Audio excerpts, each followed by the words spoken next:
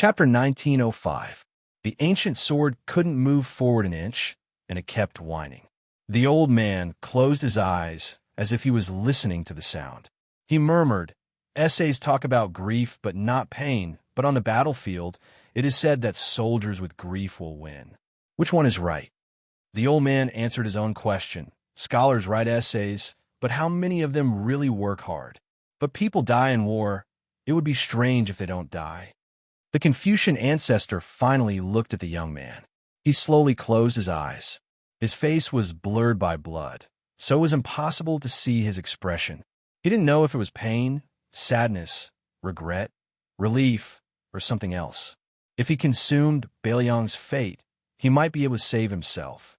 But if he fought Liang Mang, he would definitely lose. In the end, he didn't want to? Was it also not impossible, but unwilling? This sage of the Zhang family, who had overpowered the two grandmasters on Mount Wudong tonight, laughed aloud, looking up to the sky and laughing loudly. Desolation, sorrow, joy, all kinds of feelings. The old man suddenly shouted at the sky, "I am a scholar. Although I am good at cultivating Haoran Qi, I never ask for immortality. F***ck off the cycle of heaven. I have been guarding the human world for 800 years, and I have seen you immortals order me around for 800 years. Now you want to take an inch and want a mile." The heavenly gate exploded with a bang. The old man ignored the huge movement behind him, stepped out, looked at the young king, and asked sternly, "Su Fingnian, I ask you." The new valley is basking in the sun. The oranges are hanging high. The fisherman is wearing a bridle. The old farmer is carrying a hoe. The woman is picking mulberry. The child is herding cattle. And the old woman is making clothes. The iron armor is clanging. The sword is like frost. The drums are like thunder. The iron cavalry is out. The arrows are like rain. The smoke is everywhere. And corpses are everywhere. Have you seen all kinds of things in the world? The young man, covered in blood, didn't move. Between life and death, one could see life and death. When there was no way out, one could see the root of human nature. But this guy's surname's Su. Is he really dead? It shouldn't be. The old man showed a trace of panic for the first time. He quickly moved forward and came to the front of the young man. He stretched out his thumb and pressed on the middle finger of the vassal king. He wondered, "The qi in your body is still quite strong. Why is there no movement?" In the next moment, this absolute saint was sent flying by the young man's kick. The old man fell heavily to the ground, but he didn't stand up. He just sat there, as if he hadn't completely regained his senses. The young man also sat on the ground with his hands on his knees. He opened his eyes and said weakly, "Damn you." The old man burst into laughter. Su Fingnian had no idea what this crazy old man was thinking or what he was trying to do. He was constantly gasping for breath, and, of course, he was also vomiting blood. But for some reason, while the pain pierced his heart, he also felt an inexplicable sense of refreshment, as if a heavy burden had been lifted off his shoulders. Especially that kick, it was really a kick to his heart's content. The saint of the Zhang family raised his hand and patted the dust off. He pointed at his own nose and asked, "Are scholars powerful?" The young king was speechless. He could only move his mouth. It seemed that he was trying to tell him to get lost. The old man snorted and said, "So what if he's Lu Dongxian? Didn't he ask me for advice in the early years?" The young man also pointed at his own nose, then raised his hand with difficulty and made a gesture of waving his hand in disgust. The old man suddenly looked embarrassed. Before the great Qin dynasty unified the world, the saint of the Zhang family had led his disciples to travel around the countries, but he was rejected by the great Qin dynasty. The old man laughed at himself and said, "It's never too late for a gentleman to take revenge, but 800 years is a little too late." Su Fingnian, who was extremely embarrassed, recovered slightly and asked weakly, "Apart from the personal feud, what else is there?" The old man sat upright and said in a deep voice, "Before you and Li Yufu cut the gap between heaven and man, I'll bear the pressure of heaven for you two. Otherwise, Li Yufu, who is cultivating in seclusion, will be fine, but you, Su Fingnian, won't be able to deal with the Bei Meng in peace." Do you really think the immortals will watch you commit treason? Maybe those guys will simply let the Beimang barbarians take over the Central Plains. Su Fengnian glanced at the old man from the corner of his eyes and then lowered his eyelids. The old man said angrily, "Little bastard, don't take advantage of me. I've already helped you open up the stasis in your acupoints. Others don't know how difficult it is, but you, Su Fengnian, don't know.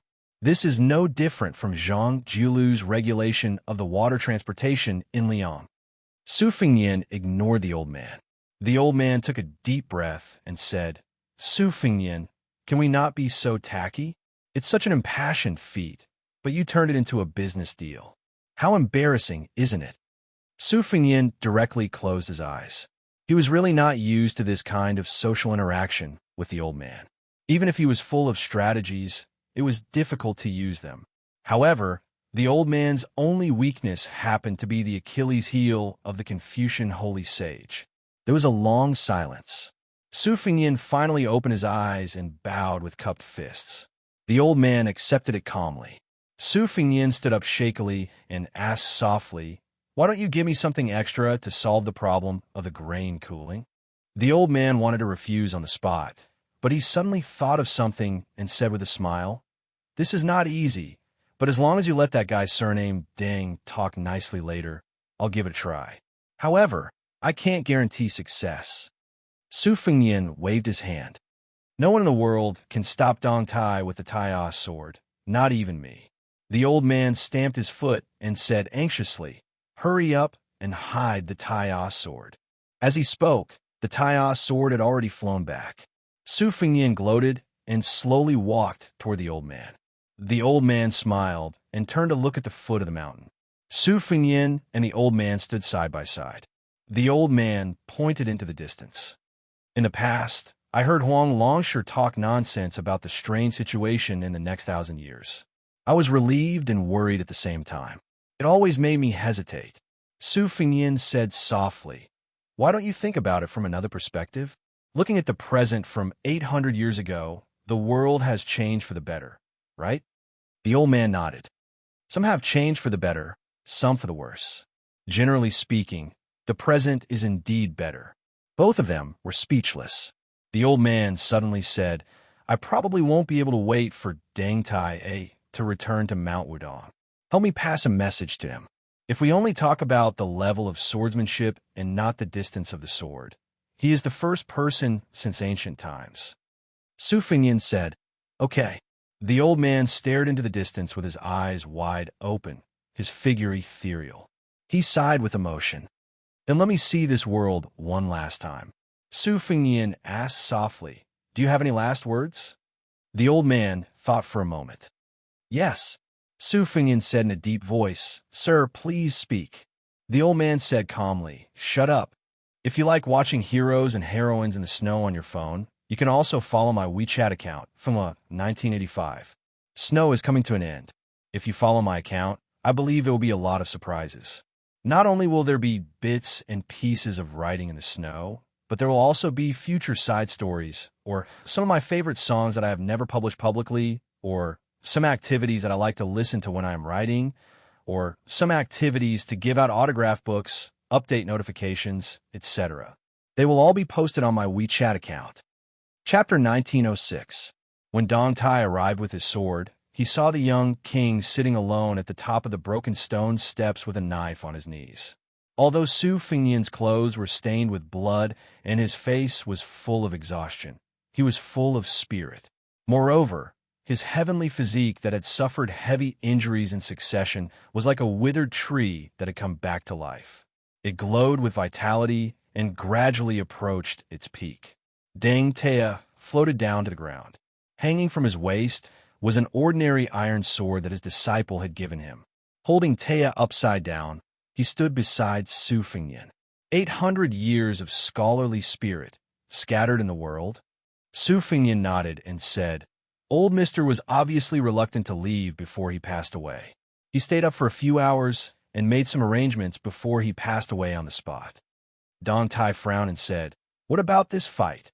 Su Fengnian smiled bitterly and said, The old man who was the backbone of the Central Plains should be more trusting of Li Yufu, who had a pure Taoist heart.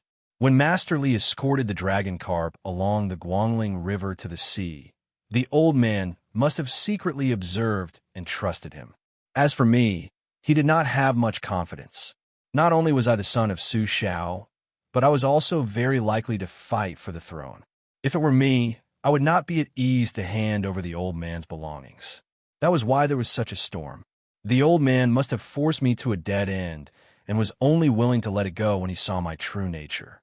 The peach blossom sword deity who had no interest in the rise and fall of the world sneered and said, in the end, he still took advantage of his seniority. Su Fengyin did not comment. He turned around and asked with a smile, is it because the flying sword can't enter Mount Wudong? Dong Tai said frankly, of course.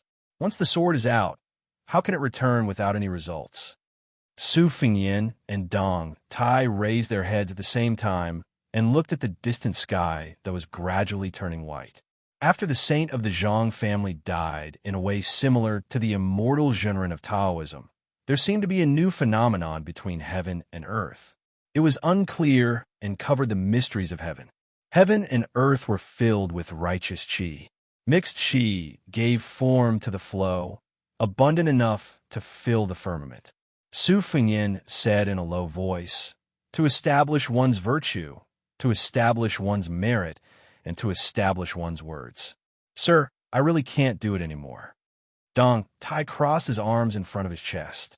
It's amazing, but in my opinion, it's still a little unsatisfying. Su Fengyin sighed helplessly. How can everyone be like you, Dong Tai? You don't just stand there and talk. Su Fengyin remembered something and said with a smile, that's right, before the old master left. He wanted me to tell you that in his opinion, since the beginning of the sword 1,000 years ago, you, Dong Tai, have the best swordsmanship. Dong Tai grumpily said, the path of swordsmanship is just a sesame seed abandoned by ancestor Lu after picking up a watermelon. Su Fengyin rolled his eyes and said, talking to you is boring. Dong Tai glanced at him from the corner of his eyes. Su Fengyin asked, how should we deal with the 200,000 swords scattered on the ground of the Wu family sword tomb? Do we need you to return them? Dong Tai asked in return, why? Do you want to keep them? Su Fengyin hurriedly waved his hand and said, how would I dare? That Wu family's ancestor would fight to the death with Bailiang. I can't go overboard when I use my hoe to steal their swords. Dong Tai said, then I'll return them all. The Wu family swords are an eyesore to me anyway. Su Fengyin lowered his voice. Don't do that. You should at least choose a few hundred good swords and secretly leave them behind. Just say that the Zhang family's saint destroyed them. If the Wu family sword tomb doesn't let them off, go find a Zhang family saint mansion and smash them. Dong Tai's face was full of disdain. I can't be bothered to do that. Su Fengyin smiled brightly and said, there's no need for the peach blossom sword god to waste your energy. I'll do it. I'm quite familiar with intercepting swords. Dong Tai obviously didn't want to deal with this. He began to hold his breath and meditate. Controlling 200,000 swords to go to Bailiang was definitely not an easy task. Su Fengyin suddenly said, before the old man left, he told me that Beimang's Tuoba's martial arts cultivation had advanced by leaps and bounds overnight. Dong Tai immediately understood the crux of the matter. His face darkened. He wants to use both Tuoba and Tantai Pingjing to deal with you at the same time? Su Fengyin said, that's about right. Dong Tai asked, did the old man say how high Tuoba's cultivation is? Is there an analogy? Su Fengyin shook his head and said, it's not clear. He only said 5 words, celestial beings live forever. Dong Tai frowned and said, I've never been good at these cryptic words. Just tell me directly. When Wang Xinji left the Eastern Sea, was Tuoba slightly inferior or similar? Su Fengyin had obviously thought about this troublesome question long ago. He blurted out, I guess the best result is that he was slightly inferior. Dong Tai asked, then the worst result? Su Fengyin half-joked, I'm afraid I'll scare you if I say it. Dong Tai twitched the corner of his mouth. Has anyone ever told you that it's actually quite boring to talk to you? Su Fengyin shook his head and said, no, especially women. There's a popular saying in the Central Plains that proves it. 10 years to cultivate Song Yushu, 100 years to cultivate Lu Dongxian, and 1,000 years to cultivate Su Fengyan. Dong Tai said indifferently, "Oh, not 100 years to cultivate Su Fengyan, 1,000 years to cultivate Lu Dongxian?"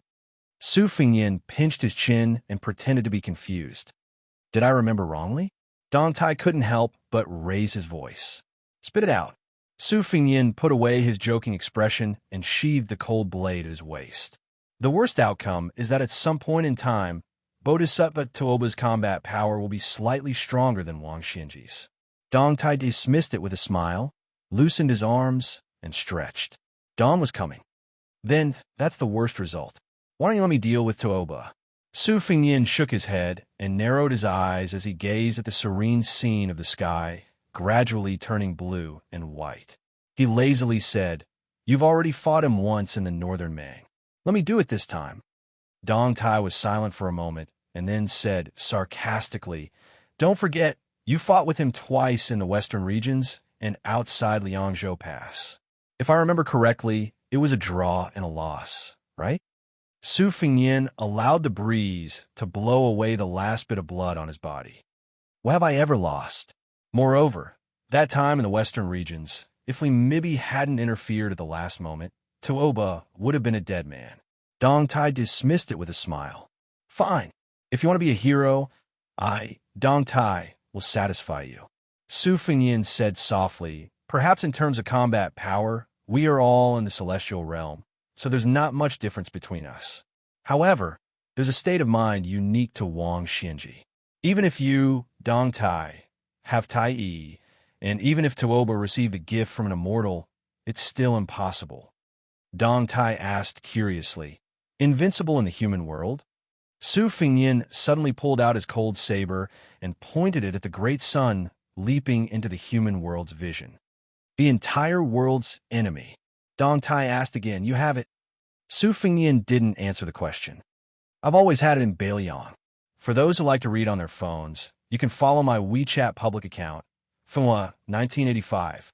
Yesterday, I added more than 10,000 people. Today, I guarantee at least 2 chapters.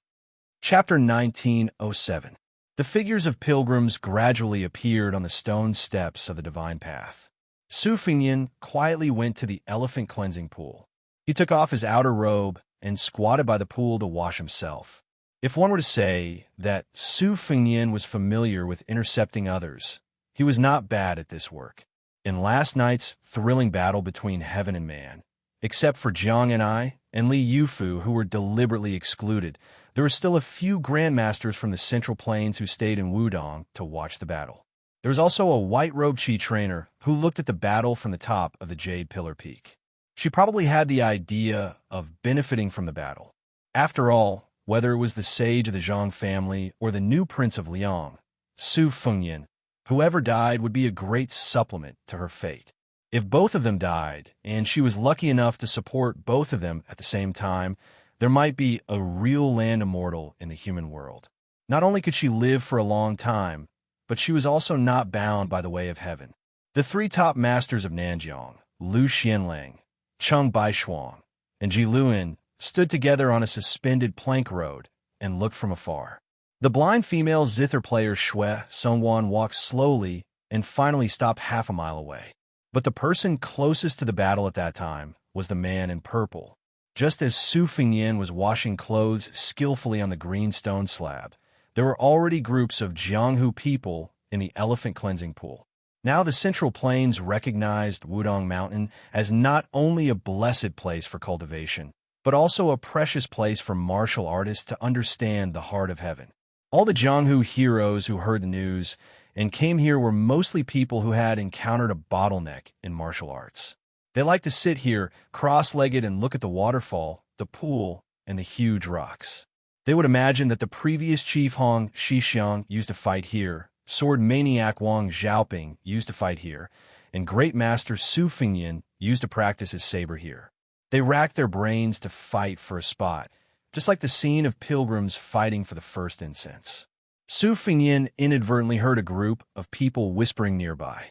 It seemed to be a nursery rhyme with dragon against stone tiger, thousands of gold and silver, who can see through it, and by Yangzhou Prefecture. It was said that the old Prince Liang, Su Xiao, had long predicted that Beimang's million-strong army would come knocking on the border, so he prepared for a rainy day. He had already sent the Fu Shui Chamber's men a sacrifice to a hidden secret place, in case the Su family could not stop Beimang's iron hoofs from the south, so that the Su family could make a comeback and continue to fight for the world.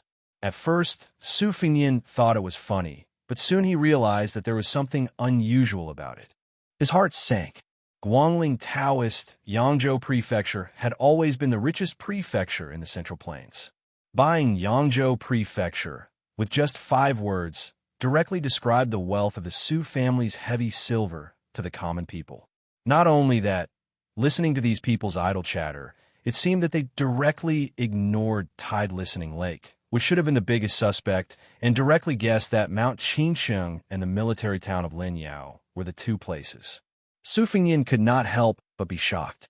According to these people who listened to the rumor, the latter guessed that Li Yishan was personally in charge of the Su family's hidden treasures. The poison warrior, who had been hell-bent on scheming for the Su family all his life, used a trick. On the surface, he constantly drove refugees to Liuzhou to confuse the public, and secretly colluded with Mount Lantau in the western region. It could be said that it was a foolproof plan. As for why the former was Mount Qinsheng, which bordered Liangshu, these Jianghu people could not explain.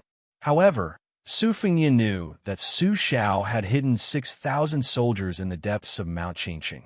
This was a secret that not many people in the Fu Shui room knew about. It was obvious that the person who deliberately spread this nursery rhyme was not only hostile to Beiliang, but also deeply involved in Beiliang's military and political affairs. Su Fengnian had always politely refused to listen to the prophecies and nursery rhymes that had once caused chaos in the 8 kingdoms of spring and autumn. Back then, Xianxia was the founder of a sect that had been founded because of this. Almost all the emperors and monarchs were in a terrible fix because of this. Su Fengnian did not expect that Beiliang would suffer such a calamity today. It was not to say that a small nursery rhyme could really shake Beiliang's foundation. In fact, Beiliang had always valued military power more than literature.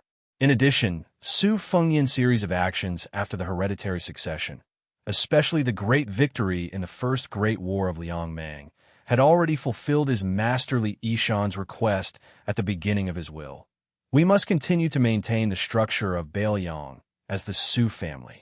Therefore, there was no harm in having a few dozen more of these types of prophecies and nursery rhymes. However, Li Yishan had always repeatedly mentioned that the wind rises at the end of the green duckweed, and the waves rise in the midst of the small waves.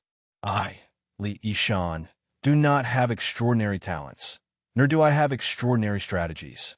I only have caution in my life to warn Su Fengnian. Su Fengnian suddenly had some doubts. Since this person knew the inside story of Beiliang so well, why would he still use such meaningless and boring methods? This was like the peach blossom sword god fighting with a level 2 master. He could have finished the fight with 1 strike, but he insisted on playing with a mouse for 100 moves. The master who knew everything would probably only feel disgusted. Was it adding fuel to the fire, or was it adding fuel to the fire? Su Fengnian fell into deep thought. Not far away, someone's eyes flashed as he greeted, "Little brother, why do you have bloodstains on your body? What? Did you meet an enemy on Wudong Mountain yesterday?" The people of Beiliang wore thick autumn clothing, so after Su Fengnian took off his robe, there was not much blood on it. Su Fengnian picked up his robe that had been rolled into a ball after washing it, stood up, and squatted down beside the person who shouted. He was not too close, about 4 or 5 steps away. He went straight to the point with a light smile and asked, "Isn't that so? I was beaten up a bit badly. I won't beat around the bush. Big brother, you are a night watchman. How much would it cost to break a leg? If you beat him to death, how much would it cost? If it's fair, according to the old rules, I'll give you half of the payment first." When night watchmen patrolled the streets, they would often clean up the trash on the streets. The night watchmen of the underworld were the kind of people who took people's money to get rid of disasters. That person's eyes lit up. He was not in a hurry to accept this deal that fell from the sky. He carefully sized up this young man with an authentic Baoyang accent and said with an official accent unique to the Wuxia region of the Central Plains, "Little brother, let me make it clear first. Is your enemy a local gangster or a gangster?" A local gangster was a local, meaning a local snake. A gangster was a foreigner, a dragon that crossed the river. Su Fengyin smiled and said, "A local gangster." That person immediately frowned. Dealing with a Baoyang local was far more difficult than dealing with a stranger. He couldn't help but lower his voice.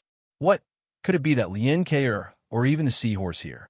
Xianxia was the picture drawn by a 9th-level official's uniform patch of the Liang Imperial Court, while the seahorse was a military official's patch. To the common people, they were the county magistrate who destroyed families or the governor who destroyed families.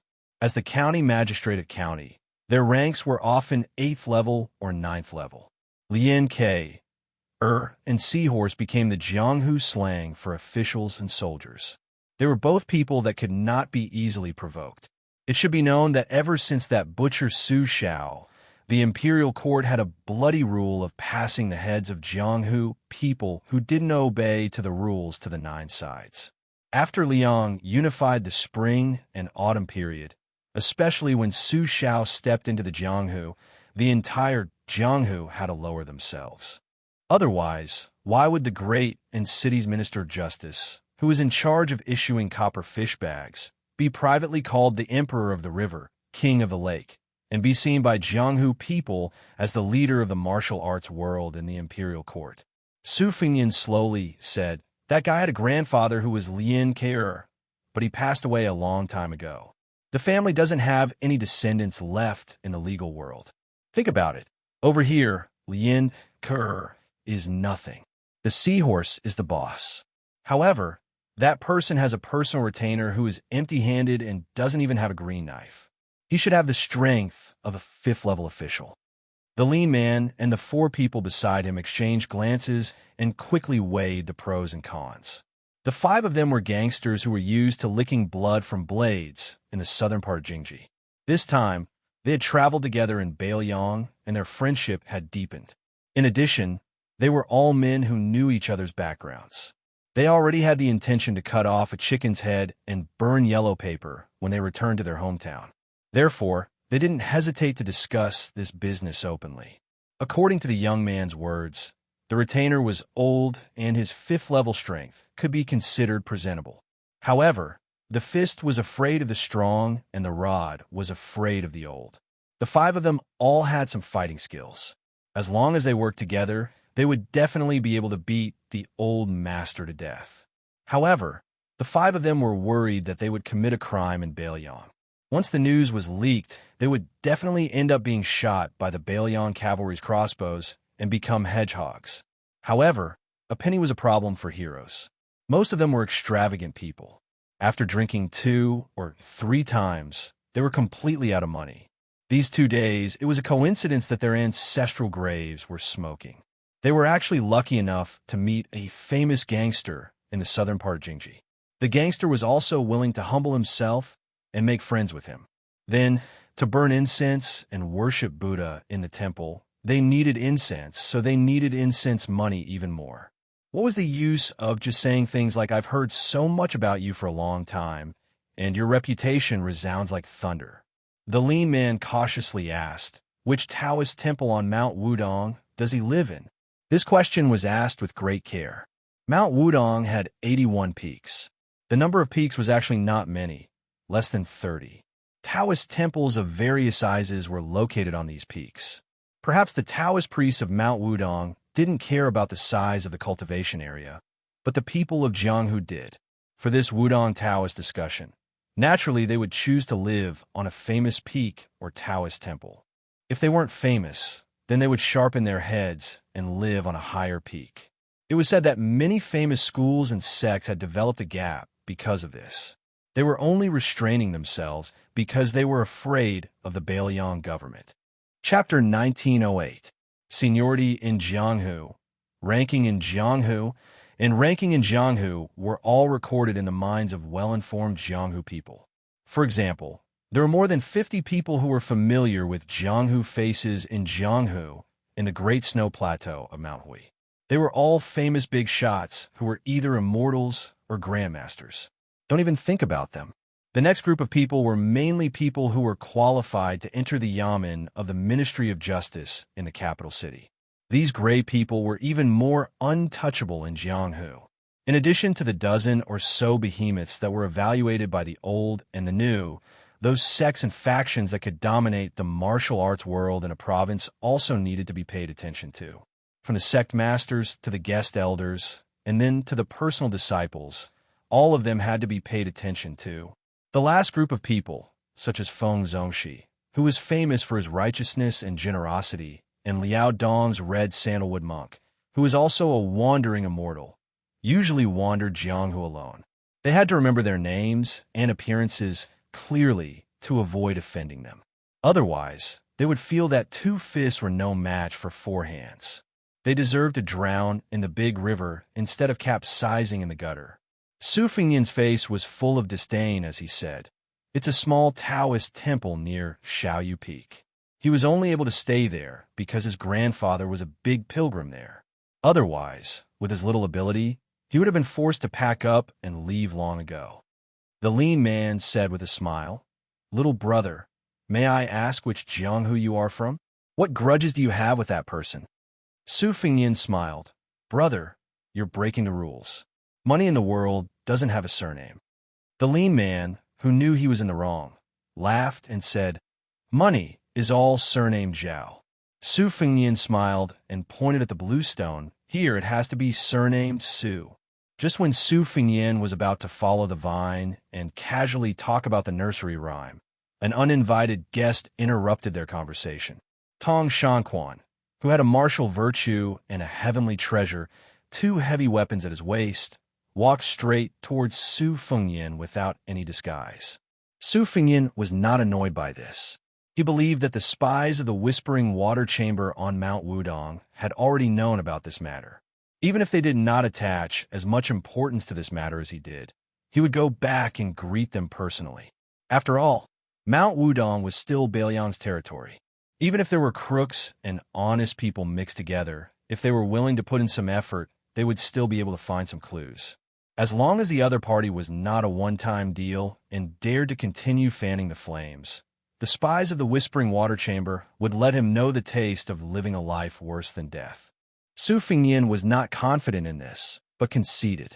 The world only knew the name of the Bailiang cavalry, but few knew that the Whispering Water Chamber was able to survive in the cracks of Liang's Zhao Go and Beimeng's cobwebs and continue to grow. Only the high-ranking generals of Bailiang knew that in the heart of this new Prince Liang, he respected the spies of Bailiang more than the crossbowmen on white horses outside the Liangzhou Pass. Su Fengyan did not stand up. He raised his head and asked with a smile, "Master Tong is here to comprehend the saber again?" The master of Jin Quo Dao, who had a quiet temperament but a strong and vigorous saber, smiled and nodded slightly. She tapped the ground with the tip of her foot and nimbly flew towards the giant rock in the middle of the pool.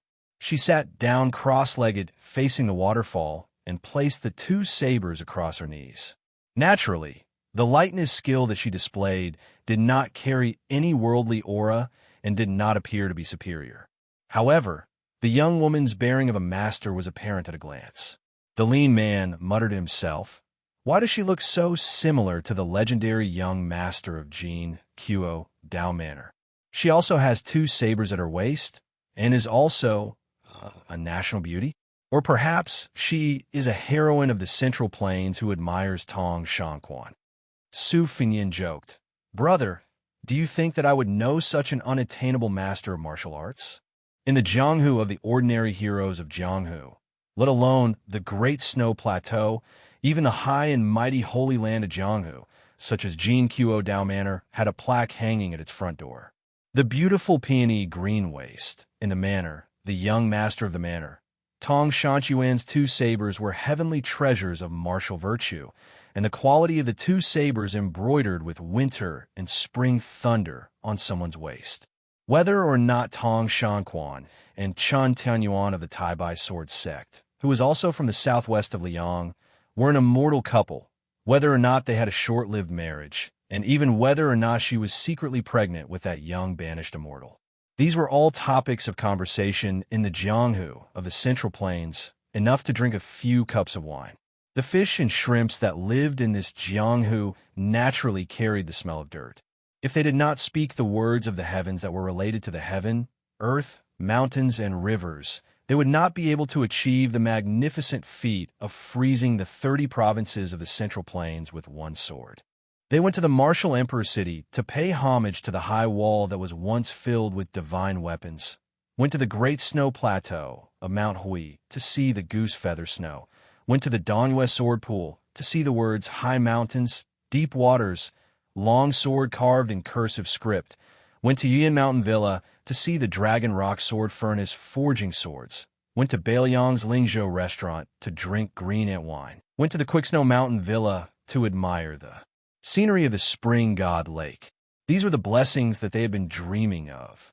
A young swordsman carrying a box on his back who was passing by the elephant washing pool unintentionally saw Su Fengyan, and his face was full of surprise. He was the young master of the Yuyan Mountain Villa, Zhang Chunlin. Yesterday, when Xianyuan Qingfeng of Mount Hui was drawing lots, he had already recognized Su Fengyan, who was squatting at the stall next door and eating pancakes. After Zhang Chunlin returned to his residence yesterday, he used up a large jar of saliva before he finally found out the exact location of the new Prince Liang from an old Taoist of the Qing generation on Mount Wudong. That year, His Royal Highness, who had a bad reputation, came to Mount Wudong to practice his knife skills. In fact, the Taoist on a mountain did not think much of it, and no one was willing to take it seriously. They were not immortal Zenrins who could predict the future. How could they have foreseen today's situation? After Su Fengyan's hereditary inheritance was passed down, Wudong Mountain sealed off the path from the washing elephant pond to the thatch cottage. In fact, it was just a small path with a fence. In those years, probably only the young martial grandmasters who had not yet ridden down to Jiangnan on cranes would often run over to help with the vegetable garden, allowing the greenery to last year.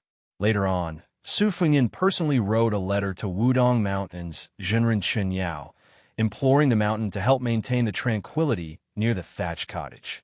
So Wudong Mountain built another green bamboo fence, but that was all.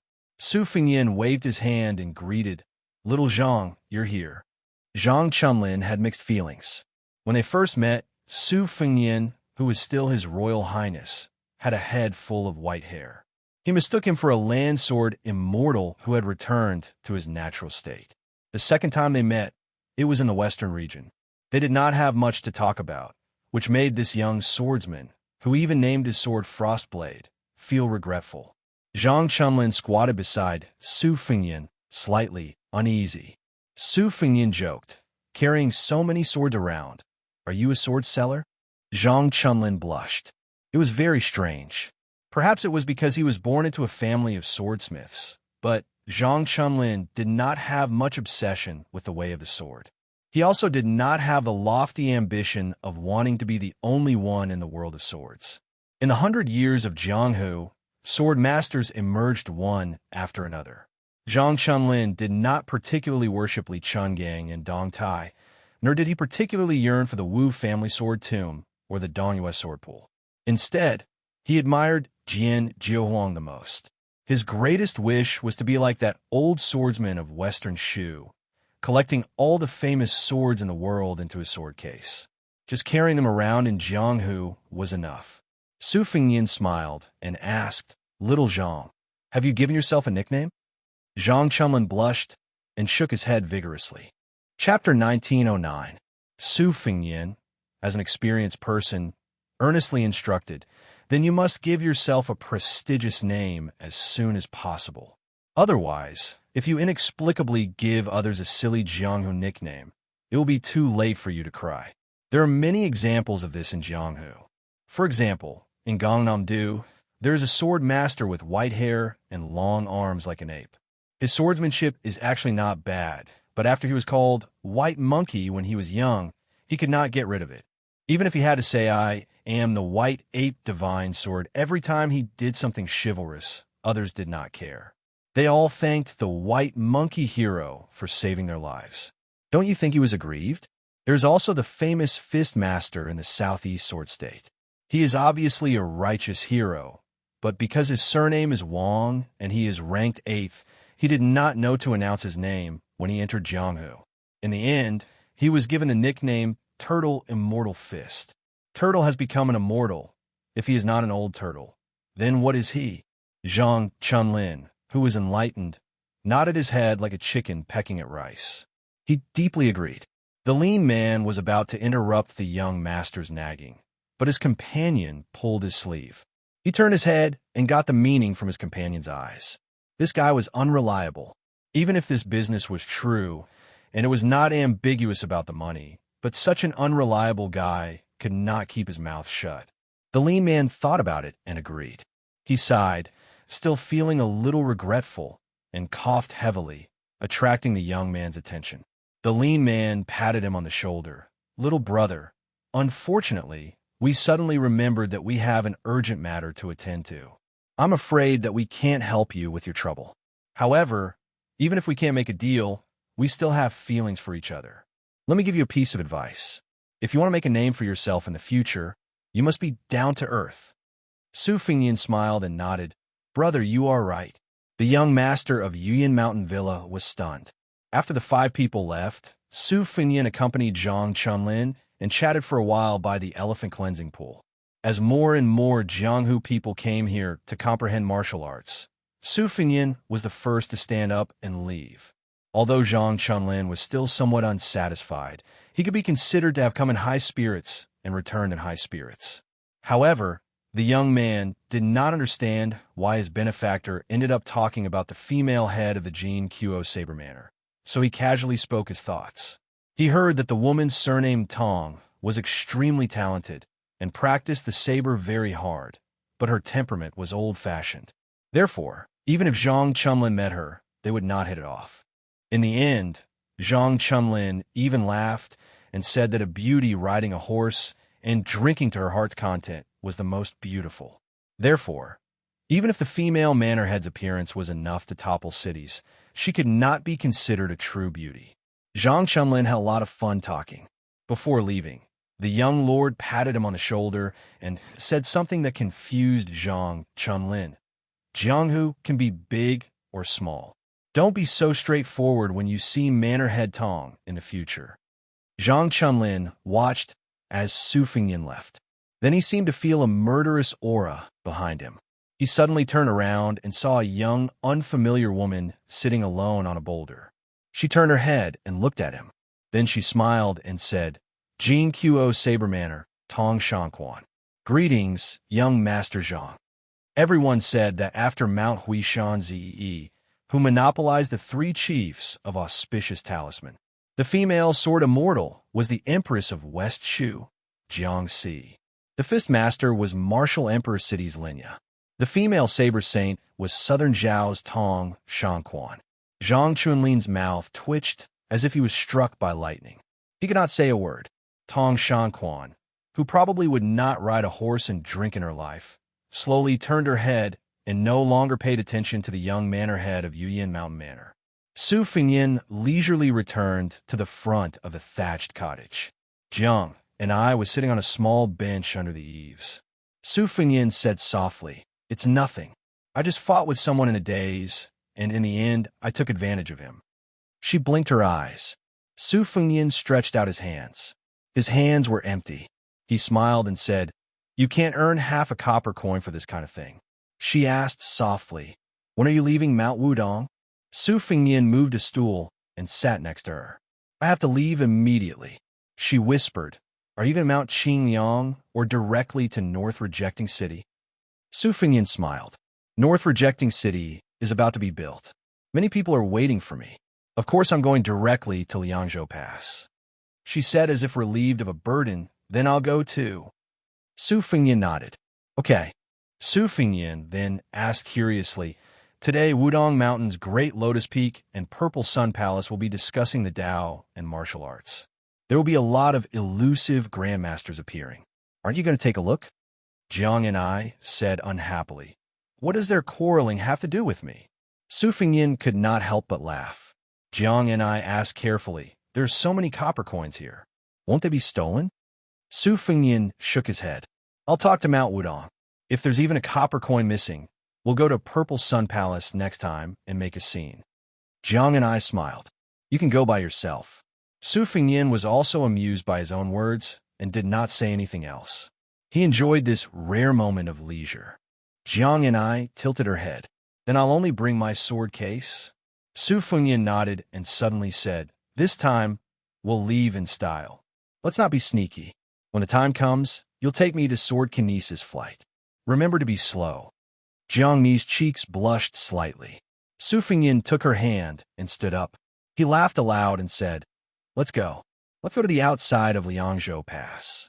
I'll take you to see the magnificent picture of iron cavalry guarding the border pass, like halberds crossing the river.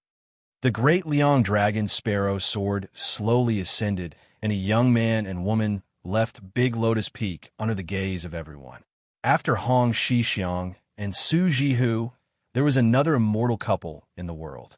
It was also on this day that a middle-aged man with 2 swords at his waist left the old donkey that had accompanied him for thousands of miles on Little Lotus Peak to accompany the old green ox. A blind female zither player slowly descended the mountain alone under the reluctant gaze of a young man who claimed to be useless. She descended the mountain only for his peace of mind. There was an average-looking short man who said to a Miaojiang woman before he went down the mountain, if I die, find a handsome man and marry him. An elderly Confucian scholar with 2 people beside him bowed deeply to the sea of clouds at the edge of the cliff. He straightened his back and said loudly, this junior bids farewell to Sage Zhang. The scholar Cheng Baishuang has lived up to his teachings. A woman in purple stood on the roof of Purple Sun Palace. She raised her head high and looked at the young man and woman who were flying further and further away. She sneered lightly. An elderly Taoist rubbed the head of his disciple's disciple. Then he smiled an even older senior brother. Wudong is worthy of cultivating in this life. An elegant Taoist from Mount Longhu bid farewell to a Taoist from Mount Wudong. If there's a chance, I'll come for tea again. An old man gently picked up his sword in the room. After hanging it properly, he said to himself, how can my Dongyue sword pool not have one person dying outside the pass? On this day, Dong Tai, Xinyuan Qingfeng, Wei Miao, Mao Shulang, Cheng Baishuang, Jiluan Qi Xianxia, Chai Qingshan, Shui Songwan, and Yu Xingrui. The 10 grandmasters of the Central Plains left Mount Wudong at the same time and headed outside Liangzhou Pass. After the snow ends, there will be a short story related to the snow. It will be about 200,000 words in total. It will be updated continuously on the public WeChat account, Fenghua 1985. So, you must pay attention to it. The story of the snow that has been nagging for more than 4 million words is really coming to an end this time. So, those who haven't subscribed yet, and those who are in the mood to do so, please subscribe. You don't have to subscribe all the time. It's also good to help increase the number of high subscriptions. Chapter 1910. In Beiliang's Dowling Prefecture, there was a crowded and bustling shipping dock. This dock had been greatly expanded in the hands of the previous provincial governor, Su Beiji. It was not as if the Lingzhou officialdom did not complain about the waste of money and manpower. Other than the dock, there were also huge granaries that were no less than Liang-a.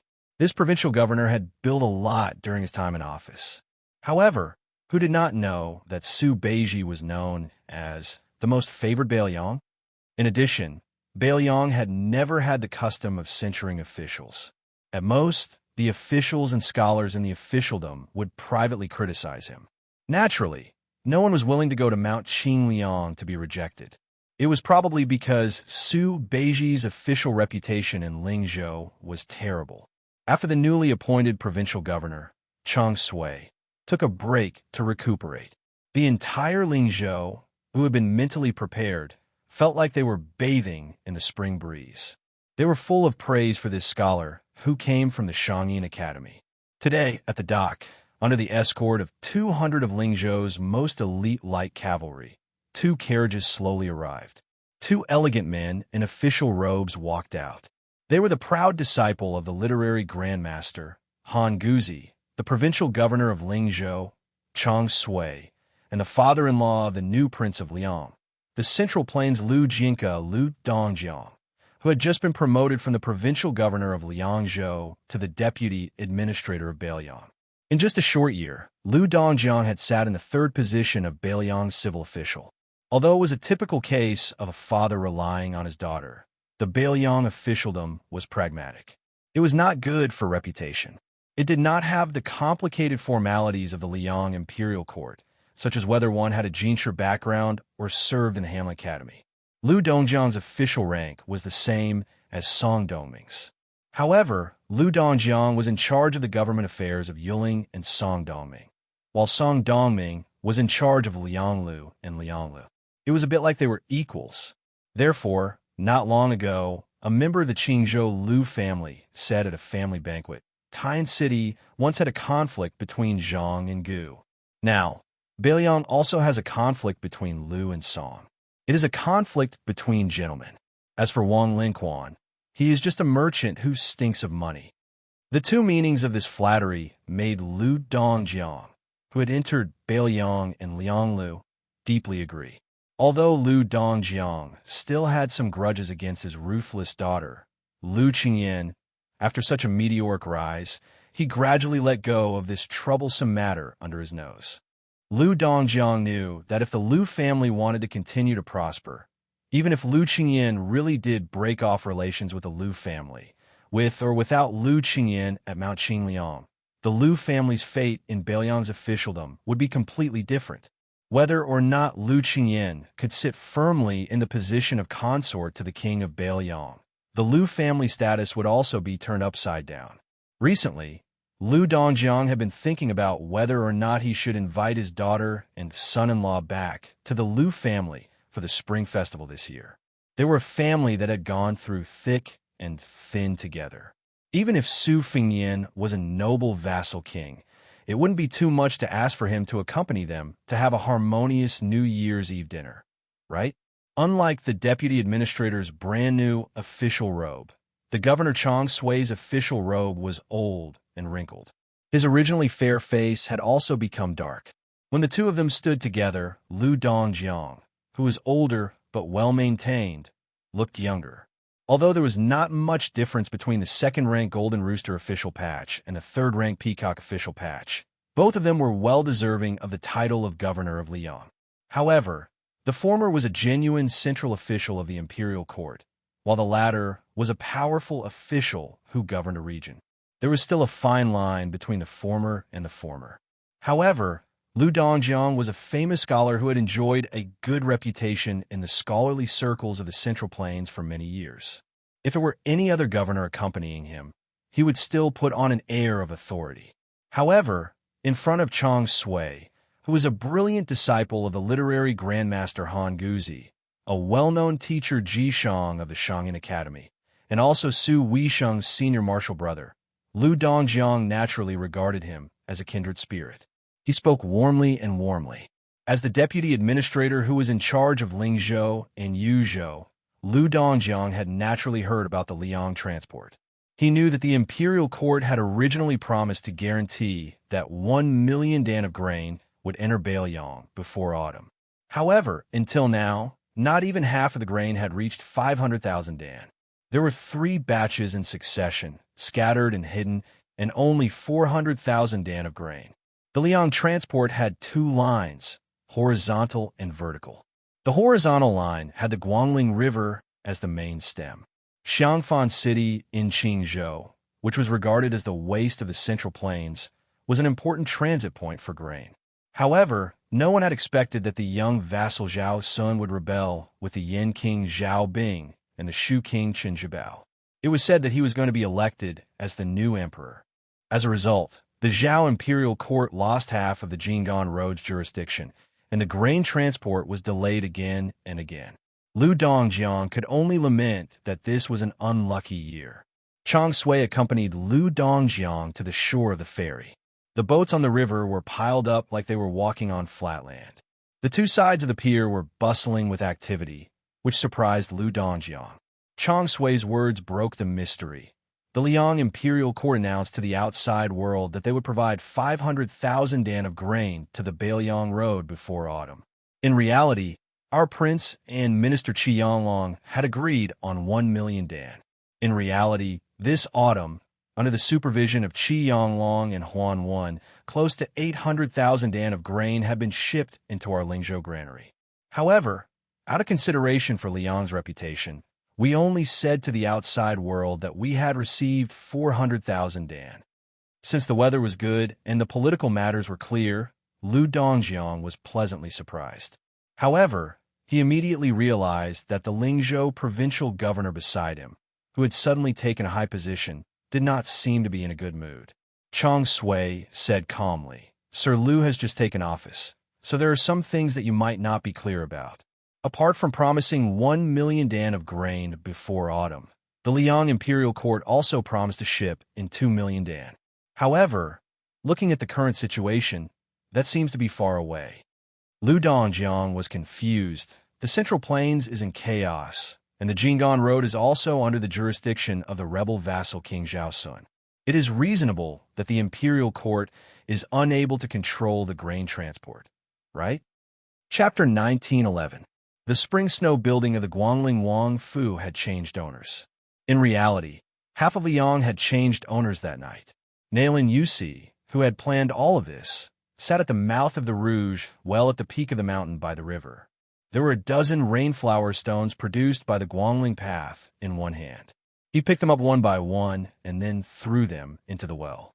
Beside Nailin Yusi stood sword Immortal Tang, Shi Lu Baijie, who had been reduced to a prisoner. Unlike the administrator Wang Xianxia, who had been locked in prison, as the Guangling Path Jidushi, Lu Baijie was not restrained as long as she did not leave the Wang Fu. Lu Baijie asked, "Mr. Nailin, what business do you have with me?" Nailin Yusi lowered his head and bent down to look at the black well. He said with a gentle smile, "While the Yinshi Wang Fu has some spies and death warriors who have been rooted in Great Peace City for many years, and some of them have high positions, they cannot compare to Mr. Tang, she who has been in the center for a long time. I want to know how many of the important officials of Liang in Great Peace City who are qualified to attend this small court meeting of the Divine Cultivation Hall are loyal officials. How many of them will waver in times of danger? And how many of them are not loyal to the young emperor? If Mr. Tang, she is willing to speak frankly, we will be able to act accordingly. In the future, there will be fewer ghosts in Great Peace City." Even if he was speaking extremely vicious words, this strategist's voice was soothing and his smile was shallow. He was truly a romantic figure that was hard to dislike. Lu Baijie shook her head and said, "Mr. Nailin is thinking too much." Nailin Yusi had an expression that said he knew it. He waved his sleeve and stood up. He said with a smile, "Let's go. I'll take you to a room. I spent 3,000 dan of rice to gather a study for Mr. Tang Shi." Lu Baijie was confused. A study as a gift? And what was with the 3,000 dan of rice? Not to mention Great Peace City, where every inch of land was worth its weight in gold. Even in her hometown, Gangnam-do, 3,000 dan of rice could be converted to silver to buy some good study supplies.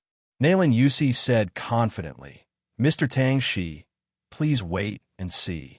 You will not be disappointed." Lu Baijie followed Nailin Yusi to a secluded courtyard in the Wangfu. After passing through the corridors and buildings, Nailin Yusi pushed open the door and extended his hand, indicating Lu Baijie to enter the room first. The first thing that came into view was a table made of yellow rosewood with black lines. Because it was a short table, it was naturally not a desk that was used to place expensive and elegant items. However, the waist of the table was made of banana leaves, undulating like water ripples, flowing elegantly.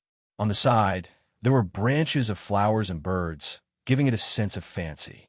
The lower part of the table was carved with dragon horns and teeth. When one looked back, it was full of vigor. The study table further away was a long table with dragon patterns. The 4 treasures of the study on the table were all treasures that any scholarly family in Gangnam-do would want to worship. Nailin Yusi walked to the side of the table, 2 fingers holding the lid of an ancient and cute purple clay teapot. He raised it up high, but the body of the teapot did not fall. He said with a smile, "This is the heaven and earth tea teapot that has been lost in the old Dongyu." When this teapot was popular in the north and south of the Yangtze River, the matter of drinking tea had already taken a back seat. It became a peerless item for people to enjoy. Now, it is even more difficult to buy with money.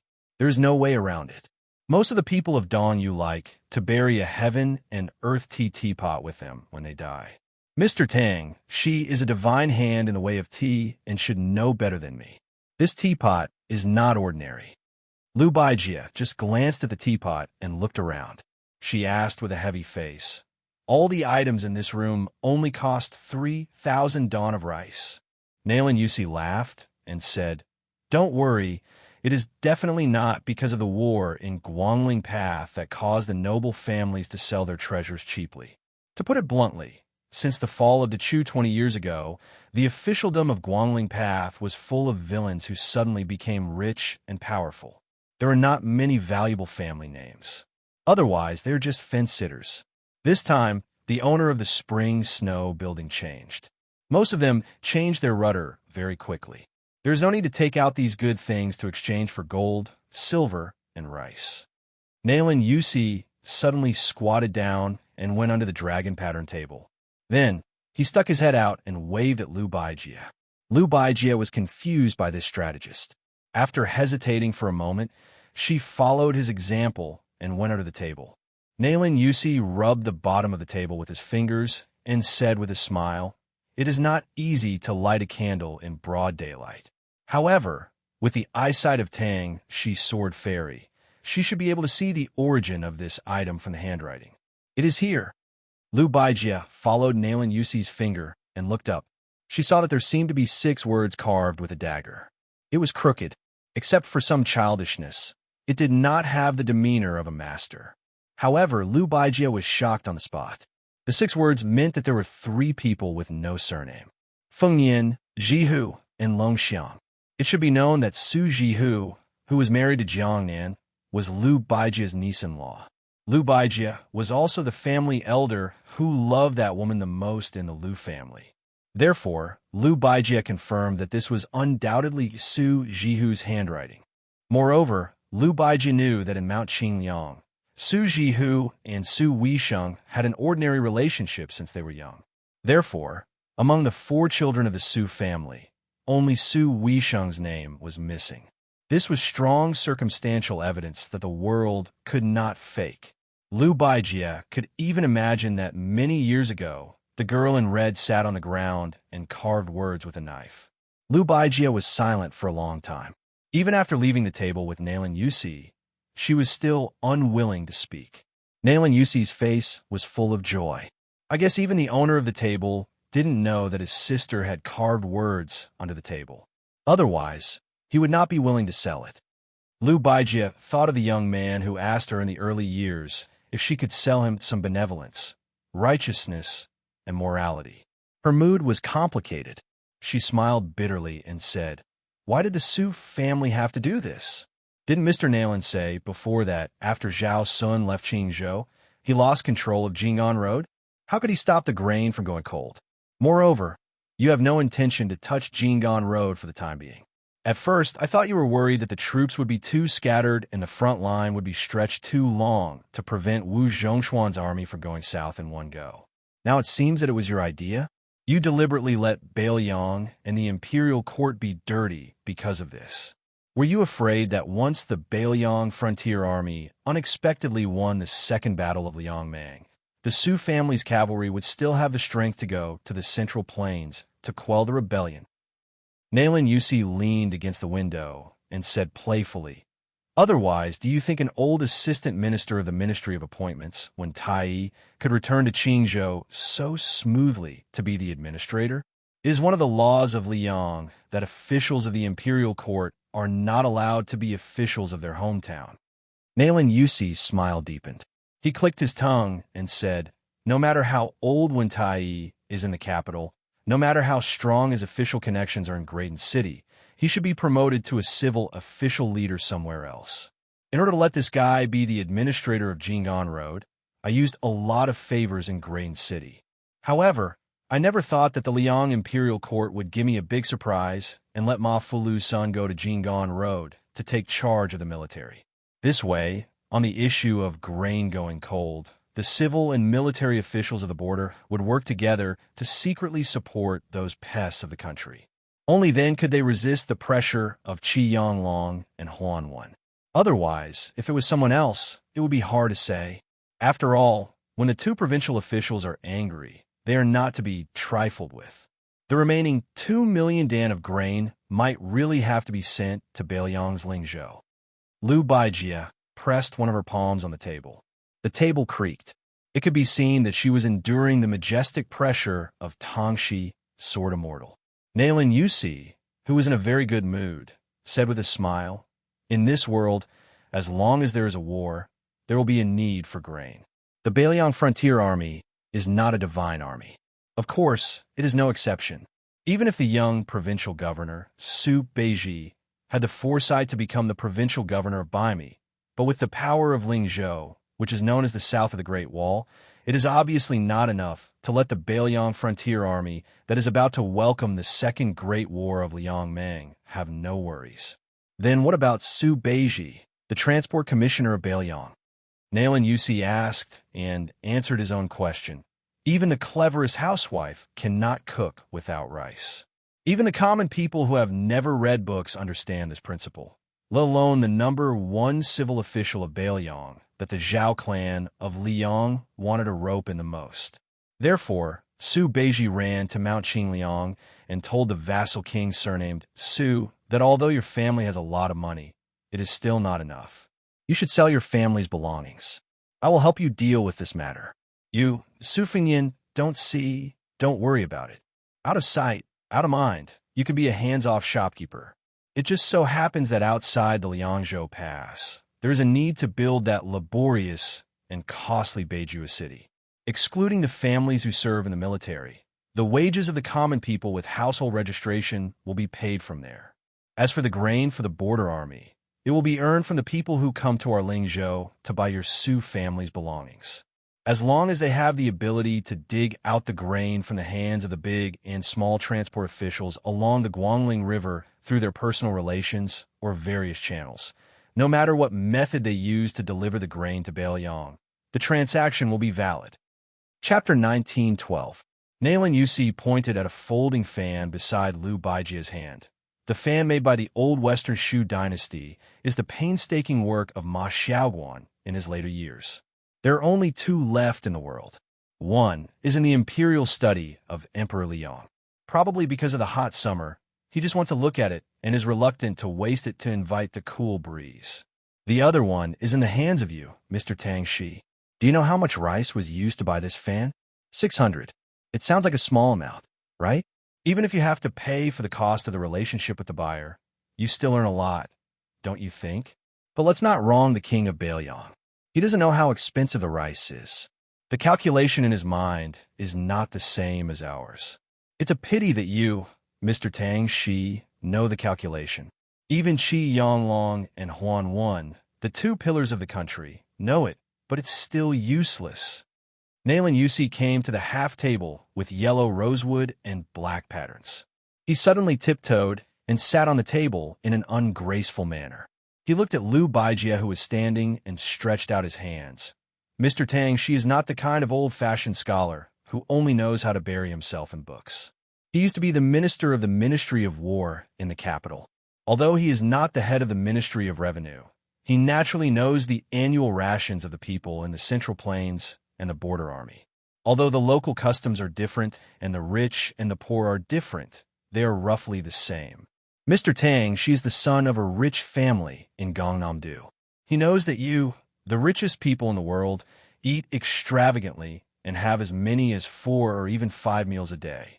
Ordinary people can also maintain 3 meals a day. 2 shows and 3 stews need to be full. The most expensive fresh fish is yellow rosewood. This saying even makes me, who is far away in Nanjiang, envious. Nailan Yusi gently shook one of his hands. On the other hand, Bailiang is poor. Even the people in Lingzhou have 2 meals a day. In summer and autumn, they have 2 vegetarian meals and 1 meat meal. In spring and winter, they have 3 vegetarian meals and 1 meat meal. In spring and winter, they have 3 vegetarian meals and 1 meat meal. The young and strong who need to do heavy work can each drink a spoonful of wine. In this way, the young and strong in Bailiang consume about 11 dawn of rice a year, and the rations for women and children are reduced by half. If a family of 5 people is counted, because there is usually one young and strong in the family who is in the border army outside the Great Wall, a family in Bailiang with only one young and strong in the Great Wall needs 16 to 17 dawn of rice a year. With Su Beiji's food collection measures in Lingzhou 2 years ago, it can roughly guarantee that the food of the people in the Great Wall will not be affected by the war for 3 years. In a critical moment, it can even provide 500,000 dawn of rice to the Bailiang border army. However, this is already Bailiang's limit. The second battle of Liangmeng is imminent. If they fight for a year, with each young and strong in the border army getting 11 dawn of rice a year, by next autumn, they will need 1 million dawn of rice. Nailan Yusi lightly patted his palm and smiled. However, the court has only sent 800,000 dawn of rice. The remaining 2 million dawn of rice that was promised is something that even I can't turn around. Furthermore, it is easy to go from frugality to extravagance, but it is difficult to go from extravagance to frugality. For no reason, we will lose a total of 3 million dawn of rice every year. Cutting off one's path to wealth is like killing one's parents. How can this be tolerated? Moreover, we are giving it to those Bailiang barbarians. If we give it to the great pillar state Gu Jiantong's 2 vast border army, then we could just pinch our noses and accept our fate. It is not good to throw away our lives for money and future prospects. However, aren't the Bailiang barbarians and the Beimang barbarians dog-eat-dog right now? We could just drag it out. The Su family's iron cavalry can't even protect themselves. How can they free up their hands to compete with us, the transport officials who are far away? The 4 legs of the desk under Lu Baijia's palm shattered with a bang. The entire desk fell straight to the ground, and the once priceless but now incomparably lowly scholarly furniture scattered in all directions like birds and beasts. Nailan Yusi turned a blind eye and continued with a smile. Of course, a cornered dog will jump over a wall. The Bailiang side doesn't just rely on cheap sellers to exchange for provisions. Didn't the young man surnamed Su create a large and powerful fish dragon gang? He let them pave the way all the way down the Guangling River, bringing countless antique collections to open shops in various places. Of course, these Jianghu people's fists are also quite strong. It is said that Transport Commissioner Su Beiji has already spread the word that if anyone dares to delay the fish dragon gang's legitimate business, he will let the Bailiang cavalry personally knock on their door and reason with them. In fact, the yamen on both sides of the river and the local garrisons that were previously scared out of their wits by the 10,000 great snow dragon cavalry were really shocked by this move. Therefore, at this time, they need me, Nailan Yusi, to muddy the waters again. Nailan Yusi stretched out a finger and pointed at his own nose, smiling brightly. Lu Baijia clenched his fists and stared at the only remaining figure of those strategists. Zhao Chongling, Huang Longshi, Yuan Bunshi, and Li Yishan had all died one after the other. It seemed that only this Nailan Yusi had lived to the end, and seemed to have had the last laugh. Lu Baijia asked, "You, Nailan Yusi, just want to help Zhao Bing usurp the throne. Why do you have to do this?" Nailan Yusi's smile faded, his hands supporting the delicate yellow rosewood table. "My efforts in Bailiang have never been less than in Great Peace City." Lu Baijia, who had always been gentle and elegant, asked angrily for the first time, "Are you really not afraid that the Bailiang of Liyang will fight, and only Beimang will benefit?" "Nailan Yusi, what do you want to do?" Nailan Yusi did not care about Lu Baijia's murderous intent at all. He said lazily, "Those who know me know my worries, Those that do not know me ask what I want. Then Nailan Yusi turned and smiled at the door. Move back, Mr. Tang, she is just joking. Lu Baijia laughed in anger. I'm joking with you, Nailan Yusi? Nailan Yusi asked in response. Otherwise, can you really kill me? This sword Immortal Tang, she immediately became dejected. Lu Baijia had never been so disheartened. Lu Baijia had never felt so helpless, whether it was when he was willing to be silent in a family full of heroes for a woman, or when he was exiled from Great Peace City by the Emperor of Liang, or when he became a prisoner in the Spring Snow Building. Nailan Yusi jumped off the table and sneered softly. The entire Central Plains will be as helpless as you. You, Lu Baijia, are the first person to experience this. Lu Baijia silently crouched down and flipped over the table. He looked dazedly at the words the woman had carved in her early years. After Nailan Yusi finished speaking, he slowly walked out of the room and did not forget to close the door from Mr. Tang Shi. That sentence was, I want to see how the young man, surnamed Su, will help you guard the northwest gate of the Central Plains. Nailan Yusi walked out of the house, left the courtyard, and climbed to the top floor of the Spring Snow Building. He came to the corridor and stood against the railing, looking at the Guangling River in the distance. He muttered to himself, drunk holding a wine cup, can swallow the cool breeze of Jiangnan Wuyue, brushing the armor and blowing, can absorb the strength of the northwest Qinlong. But now, I'm living in Jiangnan. You, who said such bold words, have long died in the northwest. Nailan Yusi raised his head and asked softly, Li Yishan, if you are still alive, will you persuade your student not to guard the northwest gate? At this moment, a voice sounded behind Nailan Yusi. Li Yishan will never say this. Nailan Yusi did not turn his head. He quickly returned to normal and asked with a smile, why does King of Shu also have the leisure to climb high and look into the distance? It was Chun Jibao's uninvited guest. He said indifferently, Wu Zhongshuan is nothing. If I throw him into the Bailiang frontier army, he can't even be the deputy commander of the infantry.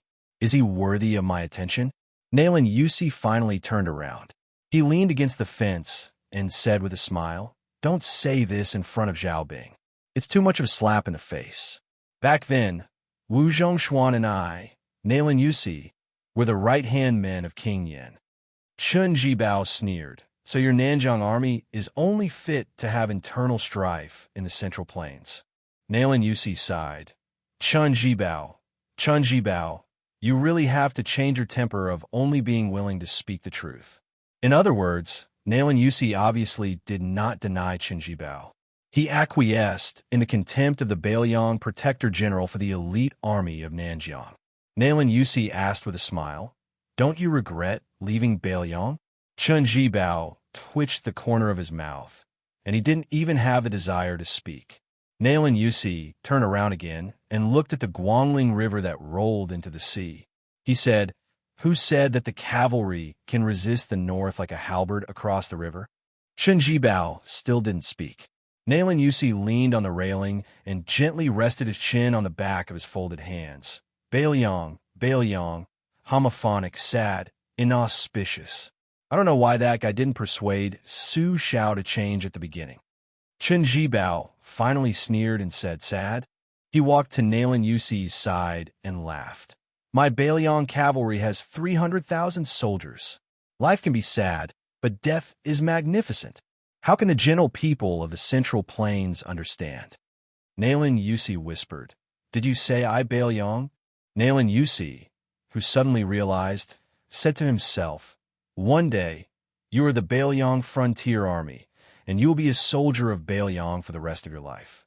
I understand. What you have done has nothing to do with the new Prince Liang, Su Fengnian, or even with the old Prince Liang, Su Xiao. Nailan Yusi turned to support his chin with one hand and patted the railing with the other. He continued to look into the distance. Chun Jibao, don't worry. I will help you to make the Central Plains understand. Of course, this is the premise that we can stand here and talk. Chun Jibao asked, aren't you afraid that Zhao Bing and Zhao Zhu will kill you? Especially Zhao Zhu? Nailan Yusi said a joke that was not very funny. I'm scared to death. Chun Jibao turned and left. He said in a deep voice, Chun Jibao, Don't ask about the process, only the result. If you can't do it by then, don't mention Zhao Bing and Zhao Zhu. I will kill you first. Nalan Yusi, who had his back to the white-clothed war sage, said calmly, "Let's wait and see together with the whole world. Watch the big joke with me." Nalan Yusi, a joke that is not very funny. Chapter 19:13. The people of Longqing County in Lingzhou were once the most arrogant group of people in Beiliang. Regardless of whether it was the border soldiers or the scholars or merchants, they all stood with their backs straight. This was because this was the hometown of the former Huaihua, great general Zhong Hanwu. Zhong Hanwu had been the commander of the Beiliang cavalry for over a dozen years. He had accumulated a lot of prestige, and his disciples were all over Beiliang. Adding on the fact that Zhong Hanwu was known for being protective of his own people, promoting generals was a public show of kindness to his hometown, so the people of Longqing County all felt superior to others. Before the auspicious talisman, Longqing County was, without a doubt, a very popular place. The marriage partners of the large and small families in Lingzhou all chose Longqing County as their first choice. However, after Zhong Hongwu's death, it became a bleak scene, especially after the former Longqing County chief, Zhong Hongwu's eldest son, Zhong Qingxin. After he was promoted to an official in the provincial capital, he openly rejected the officials of his hometown many times, causing Longqing County to completely lose its backbone. Just like that, of the three most prosperous counties in Beiliang in the past, Longqing County, Yinji County, and Huangnam County, there were only two other counties left. For example, during the construction of North Jubei City, as long as the people of Beiliang were willing to participate in the construction outside Liangzhou Pass, they would be able to obtain quite a bit of money. There were poor people from all over Lingzhou who surged into the pass. Only Longqing County did not have many people responding. Of course, this had to do with the fact that the people of Longqing County were mostly well off. However, the knot in their hearts that everyone in Beiliang knew about was the key reason. The people of Beiliang had always been valiant and warlike since ancient times.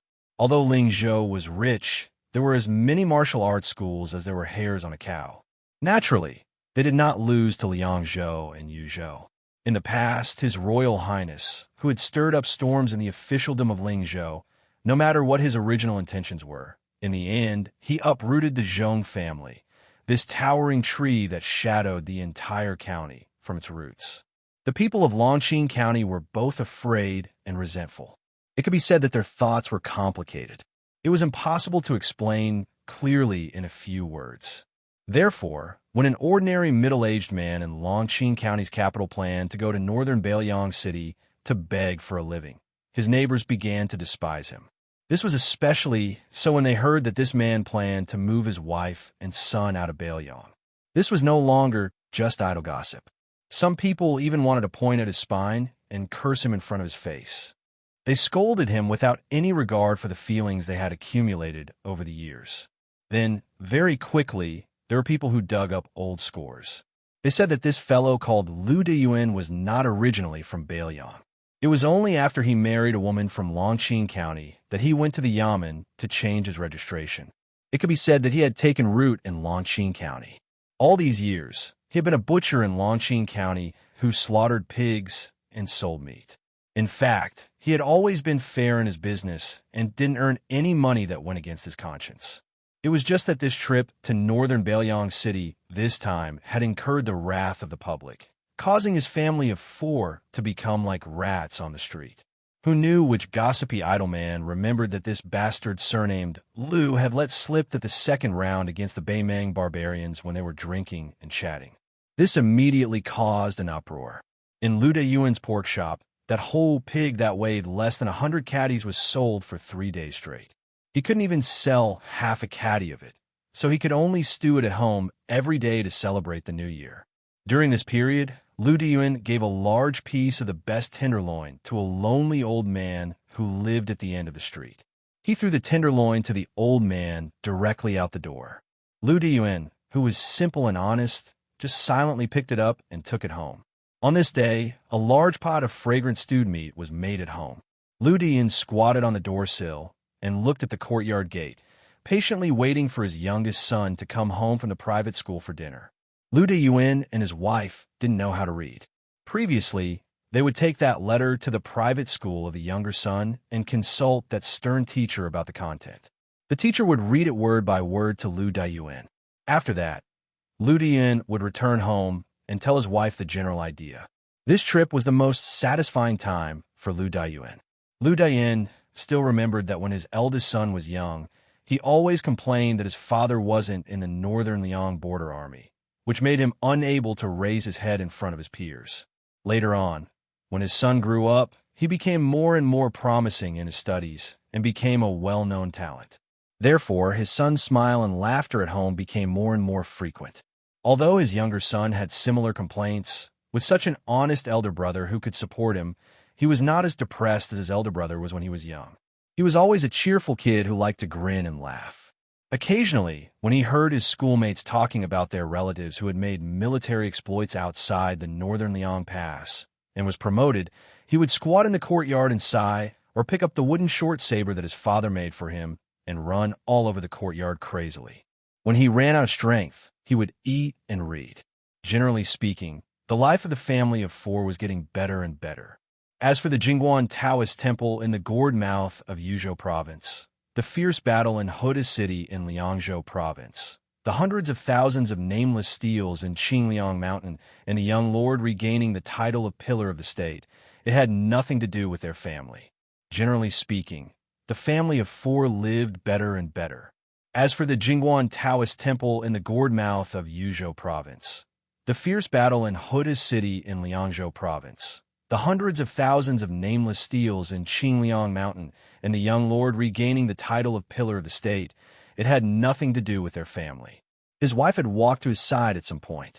She hesitated for a moment before asking softly, "Is Mr. Lu unwilling to read the letter for us?" Lu Dayuan scratched his head and hummed in acknowledgement. His face was full of guilt. The woman, who was not beautiful but had a gentle temperament, smiled and did not say anything. Suddenly, a child ran into the courtyard while crying. When he saw his parents, who were squatting and standing, he stopped in his tracks and raised his arm to wipe his tears. He sobbed sadly, "I don't have a father like you. You're a good-for-nothing, and you don't have a backbone. I don't want to leave Bailiang with my mother." Lu Dayuan was stunned.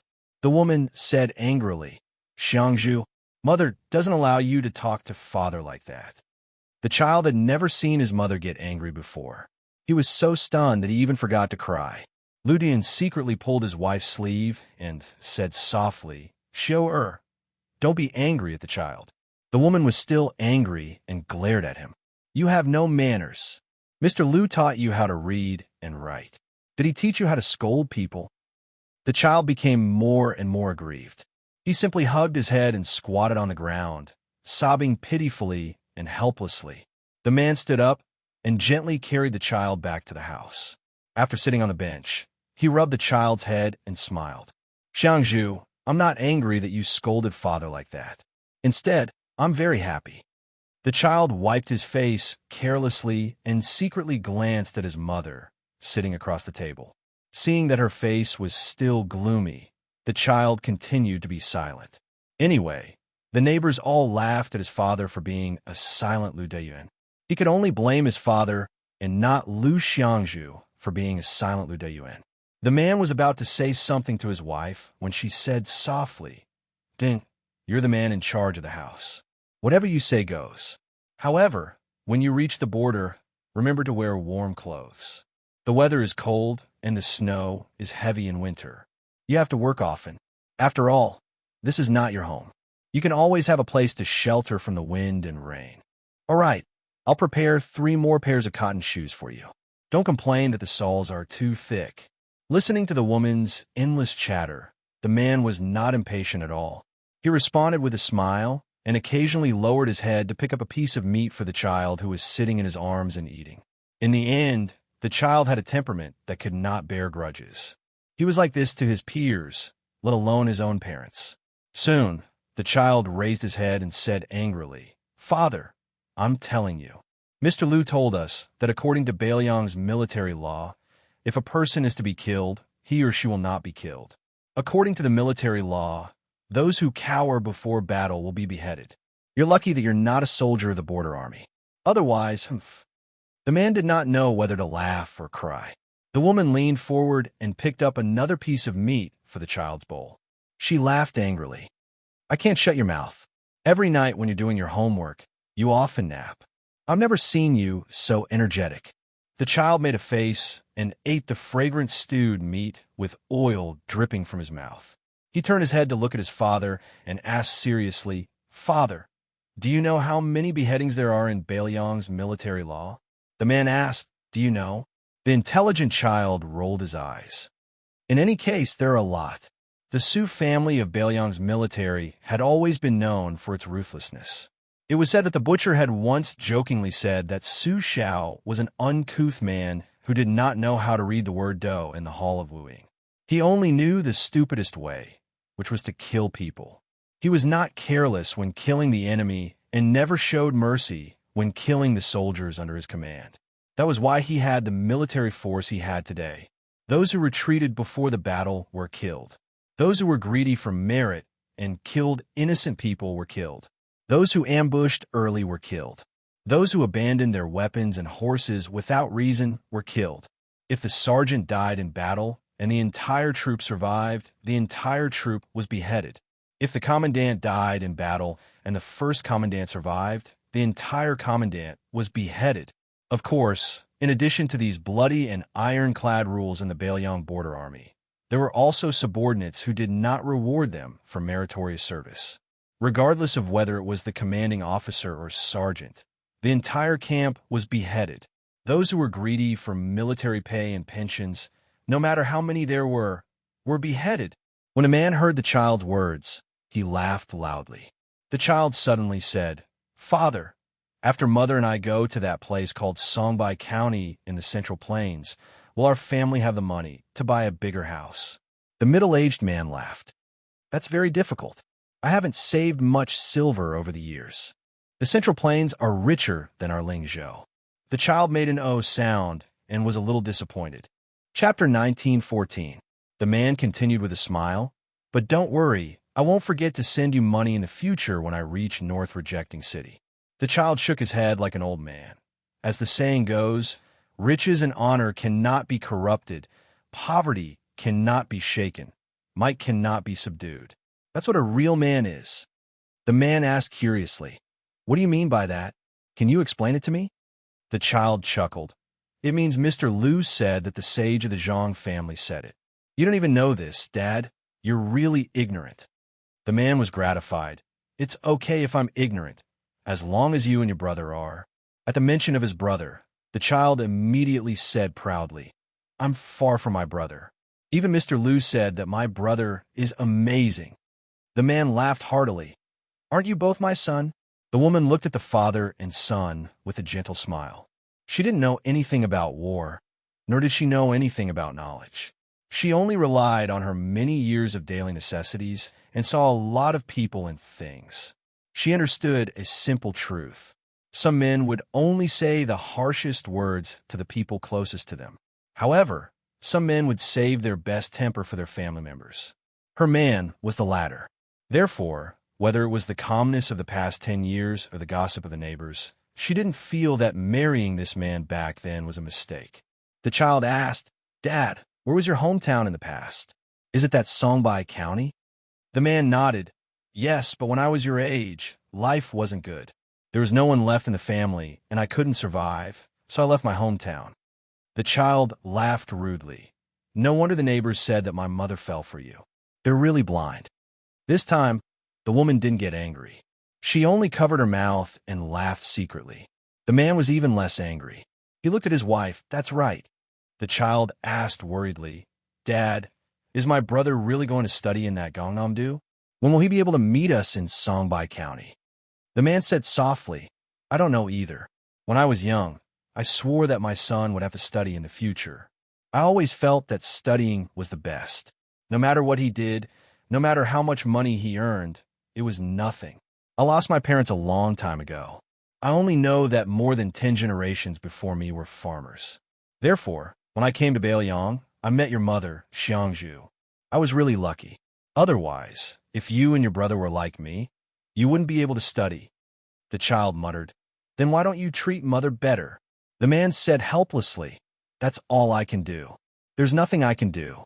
The woman's eyes curved into crescents. The man said that he was very lucky, but she felt that she was very happy. On the day the mother and daughter left Longqing County City with their luggage, this man slowly returned to the city along the post road. When he returned to this small and shabby alley, he thought for a moment. Carrying the only 2 pig legs left in his house, he went to 2 places one after the other. One was secretly placed in front of the old man's house at the end of the street, and the other was delivered to Mr. Liu's house. During this process, the man didn't know how many people rolled their eyes at him and spat at him. In the end, the man returned home and took out the wooden box covered in dust from under his bed. He never opened this box, and his wife was also considerate and never asked about it. This man, who had lived in this small street for more than 10 years and had always been silent, carried the heavy wooden box to the courtyard. He squatted down and used his strength to wipe away the dust. The man muttered to himself, "My 2 old friends, not long after you accompanied me to Beiliang, the great general led us to fight that battle in Beimang. It was really sullen. We won and retreated. Many people, and I left the border army in anger.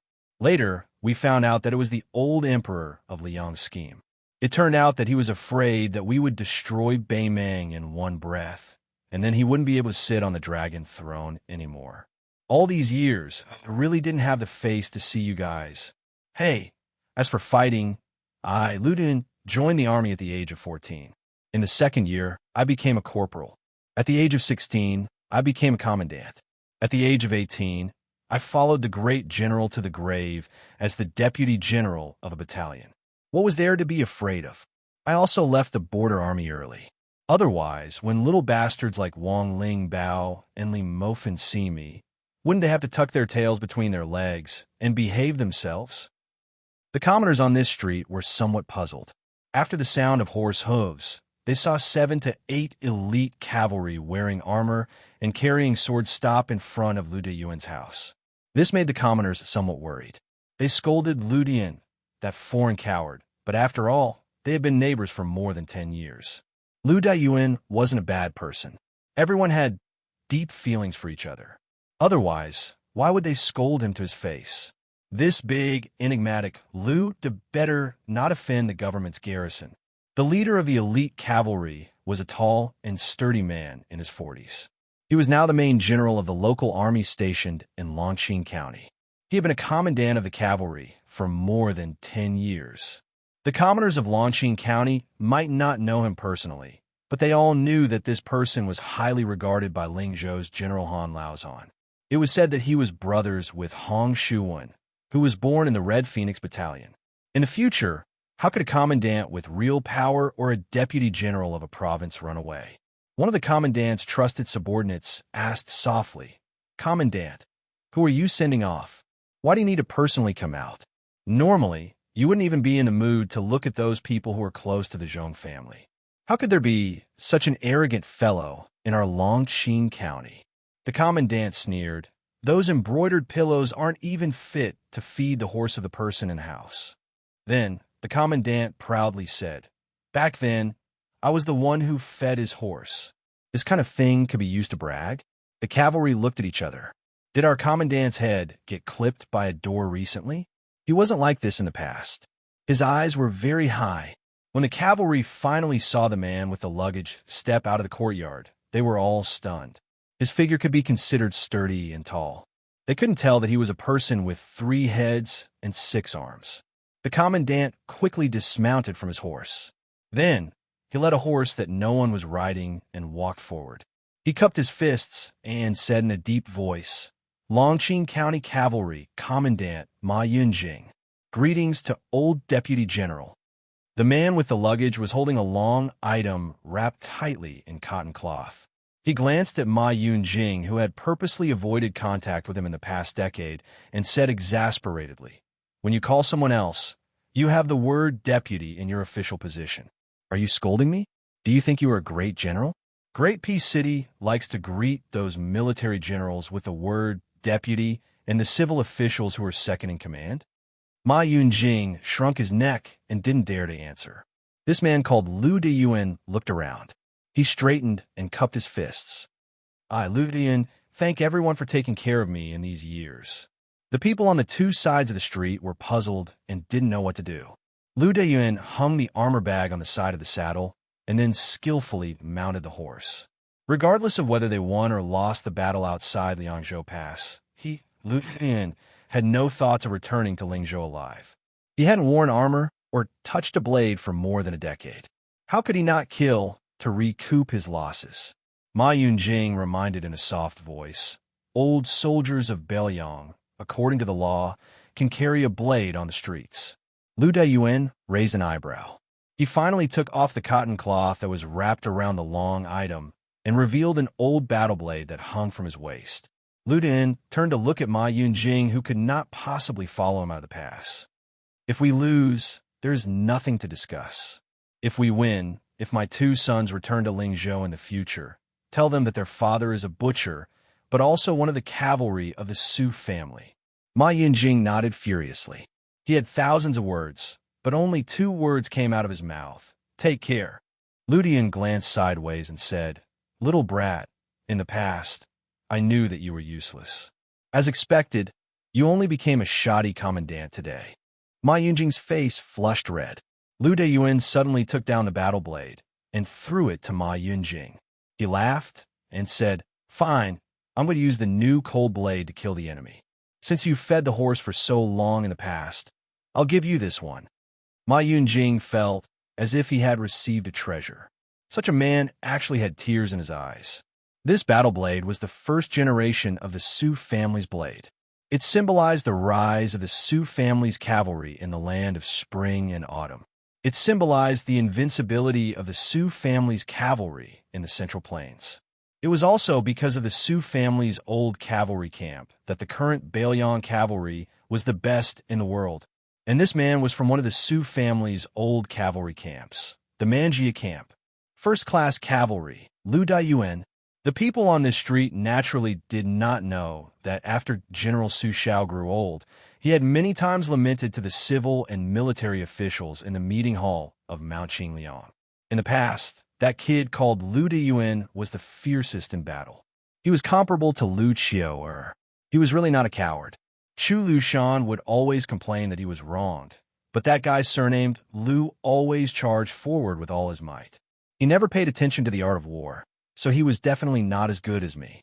Yuan Zuozong would tear him down, but he never lost even once. Butcher would nod and say, Yes, he's like me. And then a certain young man would mock him with his royal highness. Around the beginning of autumn this year, many of the Su family's old soldiers like Lu Diyuan began to rush out of the pass, and they were the backbone of the Beiliang cavalry. At this time, Lu Diyuan and Ma Yunjing urged their horses out of the city together, mumbling something. The young elite cavalry could only hear the faint sound, but it was not very clear. After Ma Yunjing sent Lu Diyuan to the road outside the city, he watched him leave, speechless for a long time. Finally, when he turned his horse around, Ma Yunjing also mumbled, My Su family's Manjia camp, the scouts roam everywhere. That is to scatter, the camp does not move. It is to support the beam. Chapter 19:15. For the common people of the marketplace, building a house was a top priority, and erecting a beam to signify the completion of a new house was also a top priority. Thus, on the day a country, prefecture, frontier fortress, city, or military town was completed, the meaning behind the hanging of a plaque was equivalent to the raising of a beam for the common people. As a result, the significance was extremely important. Today, the day for the hanging of the plaque for the city outside Liangzhou Pass had arrived. They did not deliberately choose an auspicious day. Instead, when the last main wall was completely completed, they unanimously passed a resolution that the hanging of the plaque on that day could not be delayed. It was not that the large group of Beiliang bosses supervising the construction of the city did not care. It was truly that the situation was urgent, and they could not afford to care about such things as adding flowers to the brocade. Otherwise, The group of civil officials led by Bailiang's Taoist administrator Ligongda had spent almost an entire year in this godforsaken place. Practically everyone had to eat the yellow earth and drink the wind and sand with the soldiers and laborers every day. After investing so much effort, how could they not want to find an auspicious day to hang up the plaque? This kind of deep affection was perhaps no less than when a daughter was married off. The construction of this city could be said to be unprecedented. Not only was it larger than the first border city in the northwest, Wuxia City, it also took less time. Apart from the 10,000 great snow dragon cavalry and the 9,000 or so heavy cavalry of the Wuxia and the Zhou, almost all of the Liangzhou border army took turns participating in the construction of the city. Of course, all of the young and strong soldiers and craftsmen in the Pass, Liangling, and Serene provinces were conscripted. In addition to the endless stream of Bailiang commoners who went to Liangzhou Pass on their own, the number of people building the city was always maintained at around 100,000. In history, the so-called using the entire nation's power to build a majestic city or a huge town, oftentimes the emphasis was on conserving the people's labor and not delaying the farming time.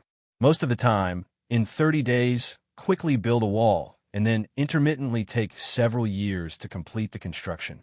But this time in Bailiang, the Su family on Mount Qingliang had nearly exhausted all of their wealth to build the city's main wall. It was simply a magnificent feat of cutting off the cauldrons and sinking the boats.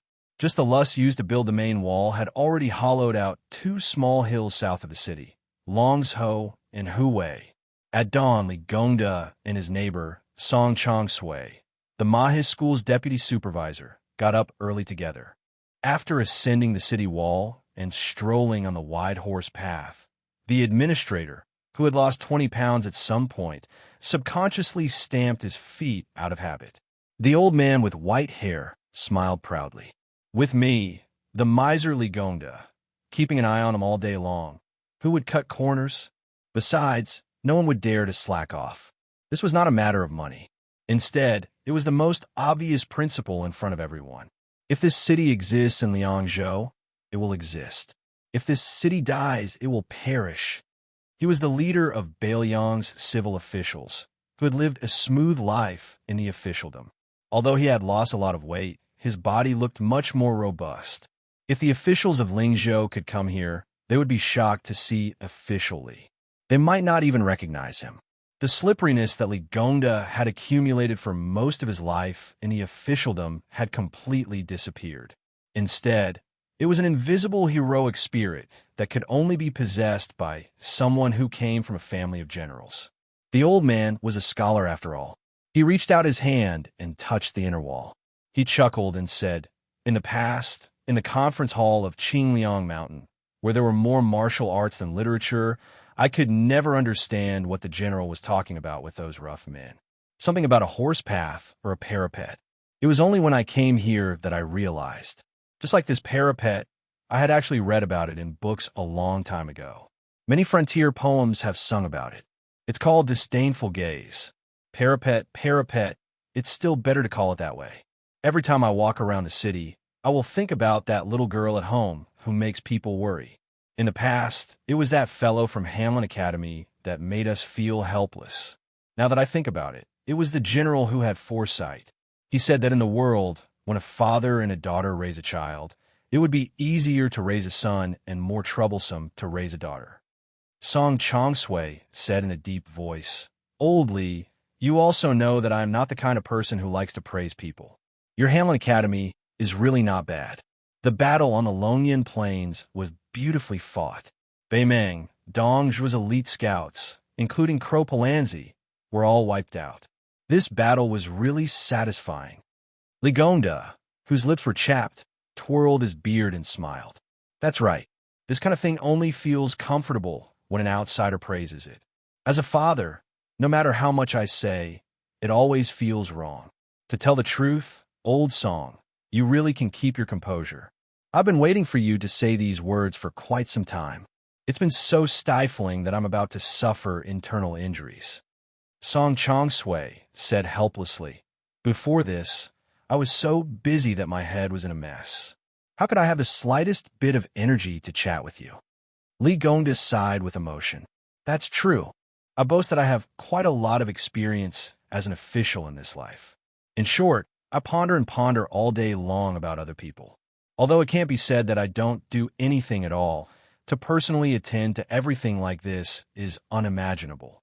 It feels like in just one short year, I have repaid all the practical experience that I Li Gongda in officialdom for a lifetime. Song Chong Sui smiled knowingly. Li Gongda suddenly slapped heavily on the arrow pile and said loudly, if such a good city wall can't be defended, not only will they be killed by the Beimang barbarians, but they will also be scolded half to death by me. Song Chong Sui was stunned and then looked around. The inside and outside of the city was the most familiar scene of the construction of the city. The chanting rose and fell one after another. Although the huge city under his feet could already be hung with a plaque, there was still a considerable amount of work to be done. The Mahe scholar asked softly with a smile, can you really bear to scold them? Li Gongda, who was originally aggressive, suddenly lost his arrogance and only whispered softly, there are so many Bailiang frontier army men. I, Li Gongda, can bear to scold my son, but I can't bear to scold them. The newly appointed provincial governor of Liangzhou, Baiyu, could go to Mount Wudong to meet friends and slack off. However, as the transport officer and deputy provincial governor of Bailiang Road, a certain someone could not rest for a moment. He traveled non-stop from Qingsong City in Liuzhou to Qingyuan Army Town at the western gate of Liangzhou until he lifted the curtain of the carriage and could see the outline of the magnificent city outside the pass. It seemed that ever since Su Beiji left Mount Qingliang for Lingzhou, he had been constantly on the move. As the provincial governor of purchasing rice, he had built granaries all over his territory and served as the transport officer of a road. He was in charge of strategizing about the transport grain. In between, he had gone to Lianghuai Road to meet with Han Lin in private. Not long ago, he went to Mount Lantoa in the western region to bring 20,000 monk soldiers to the defense line of Qingsong City in Liuzhou. This time, after attending the plaque hanging ceremony, he immediately went to Lingzhou and personally watched the grain cooling before he could be at ease. In these years, he did not have a fixed residence. It seemed that if he was not on horseback, he was in the carriage. In any case, it was always bumpy. Outside this carriage, there was not a single elite cavalry of the Bailiang Frontier Army escorting it. Logically speaking, with Su Beiji's high rank and his great importance to the upcoming Battle of Liangmang, even if they sent him 1,000 Bailiang cavalry as a retainer, it would not be an exaggeration. However, it was precisely because of this that the position of this young strategist in the Su family's Mount Qingliang and in the hearts of the young kings was even more unparalleled. This was because there were only 80 people escorting the carriage. 80 riders, all carrying swords. 80 people of the Wu family's sword tomb. The current generation's sword crown Wu Lu Ding, the swordsman Tuhua who carried the ancient sword Su of Gojoseon on his back, the demon Zhu Huang who was notorious even in the sword tomb, Helion who had a deep understanding of the way of the sword maniac, Zhang Wantai, Gongsun Xiushui, Nalan Huayu. If this could not be considered as extravagant, then there was probably no retainer in the world that could be considered as elite. Although Su Beiji, whose face was full of exhaustion, was extremely sleepy, he still could not fall asleep. Several times he closed his eyes, but did not open them for a long time. He simply sat cross-legged, took out Li Yishan's old handbook from his bosom, and gently flipped through it. He had heard from Su Fingyan that the tide-listening pavilion's large golden signboard was personally written by the old Emperor Liang. The 4 large characters of Bailiang Palace on the gate of Mount Qingliang were written by Princess Consort Wu Su. After that, when the first city outside Bailiang's pass needed to be built, Su Zhao's original intention was for a boor like him to not make a fool of himself. So he wanted Li Yishan to do it for him. However, Li Yishan did not agree. So Rintu could only go to Wutongin to seek advice on writing from His Royal Highness. In the end, who knew how many baskets of waste rice paper were filled with it? Only then did the 3 words, Huda's City, appear. Su Xiao had once joked that he, Ren Tu, had even finished writing the words for his next life. Later on, for example, the signboard in the Liuzhou provincial governor's mansion within Qingcang City was the words chosen by the young vassal king from his master Li Yishan's writings. This was because Li Yishan's contributions to Bailiang went without saying, and Li Yishan's contributions to Liuzhou were even more profound. Before the tide-listening pavilion and Wutangen's treasured antiques were scattered all over the Central Plains. Su Beiji and Su Fengyan once had a very relaxed and leisurely conversation. You don't feel sorry for them? Who do you think I, Su Fengyan, am? I am Su Zhao's eldest son. What kind of good things have I not seen in this world? When have I ever been such a stingy person? Back in the day, when it came to those wandering heroes from other places, those poor scholars who could write beautiful poems, and those fortune-tellers who set up stalls, I would always throw away 1,000 gold without even blinking an eye.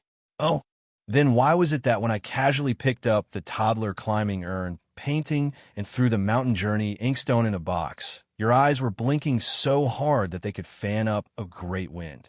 I was just reminding you to be a bit more gentle. If you bump into something and damage its appearance, it won't be easy to sell it. Appearance?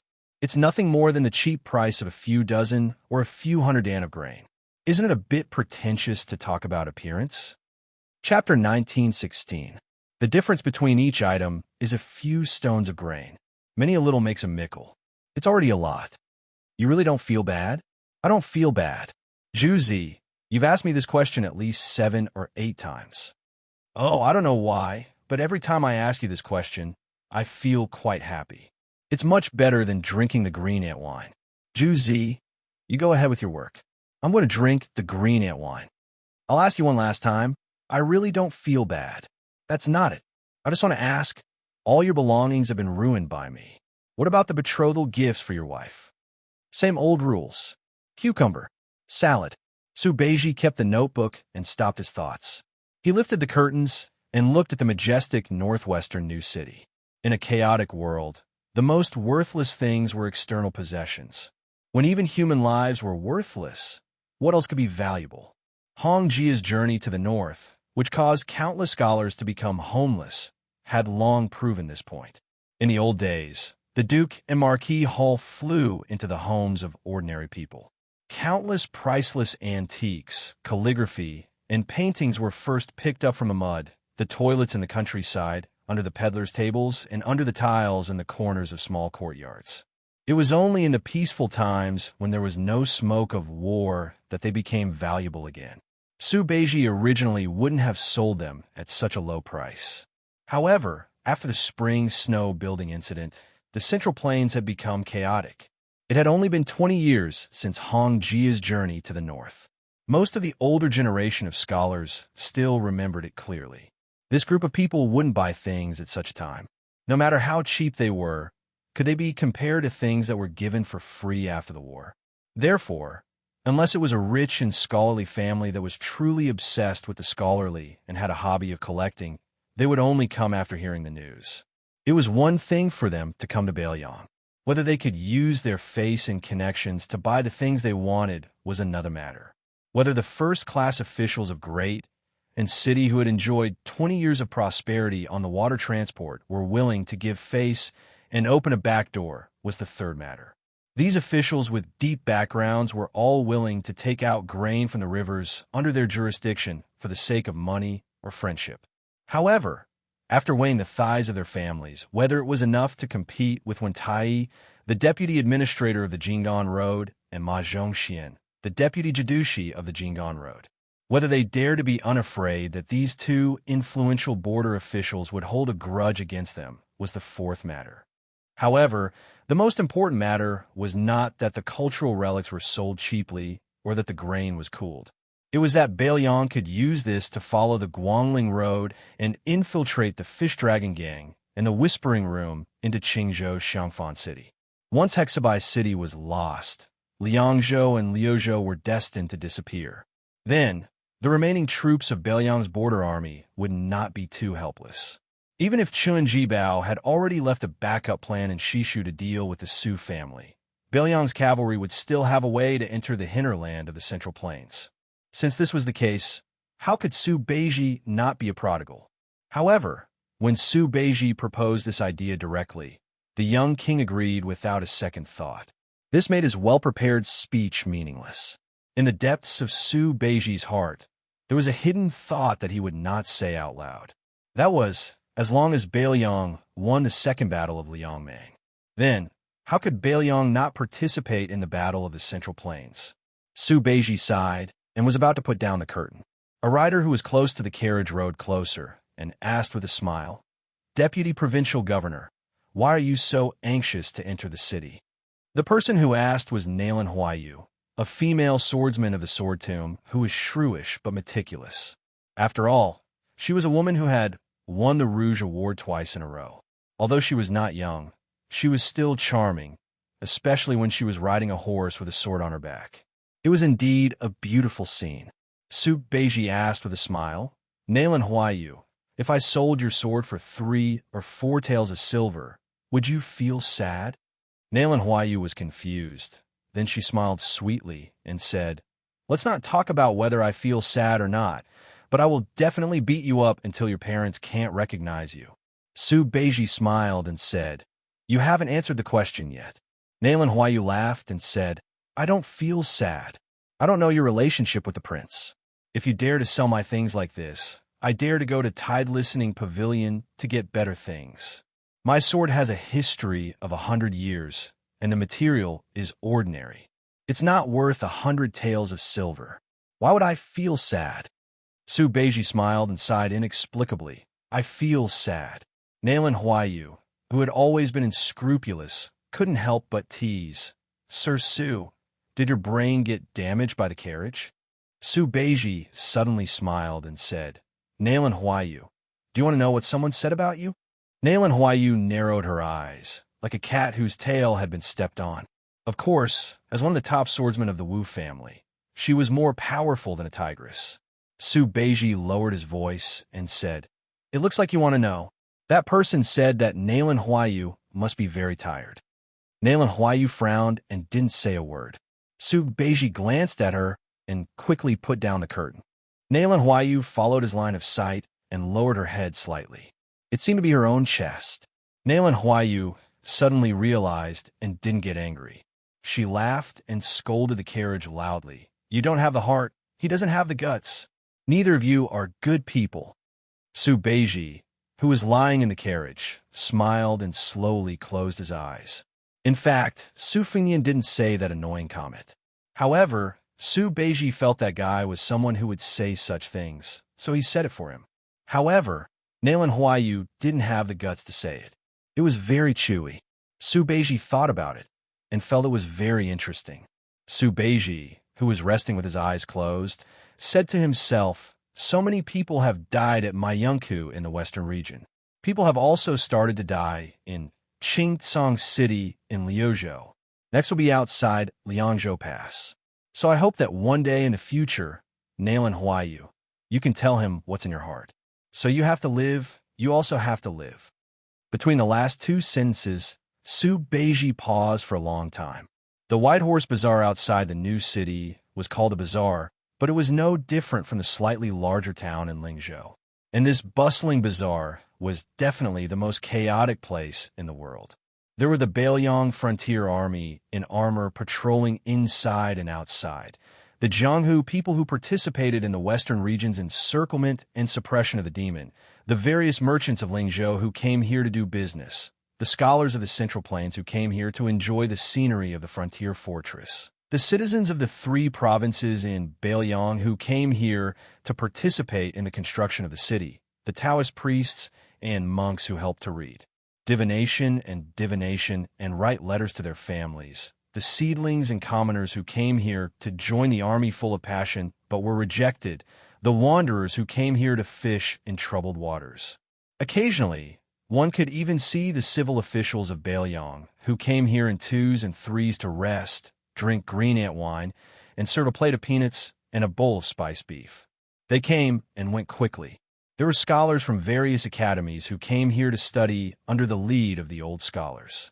It was said that not long ago, Master Yu of the Xianxia school, who was famous in the Central Plains, also brought her disciples who were well-read in poetry to travel here. There were also rumors that Master Yu of the Xianxia school had an unclear relationship with our prince. Everyone was either busy or leisurely, but they all knew that the moment the young prince appeared in the new city, the second battle was the Battle of Liangmang. It was the real beginning. For thousands of years, whether it was the Central Plains or the grassland, the cavalry army with the largest number would go all the way to the south until they met the cavalry with the strongest combat power. Today was the day that the signboard of the North Rejecting City was hung. The sun was high in the sky. The White Horse Bazaar was getting more and more crowded. People couldn't help but follow the two walls to the north.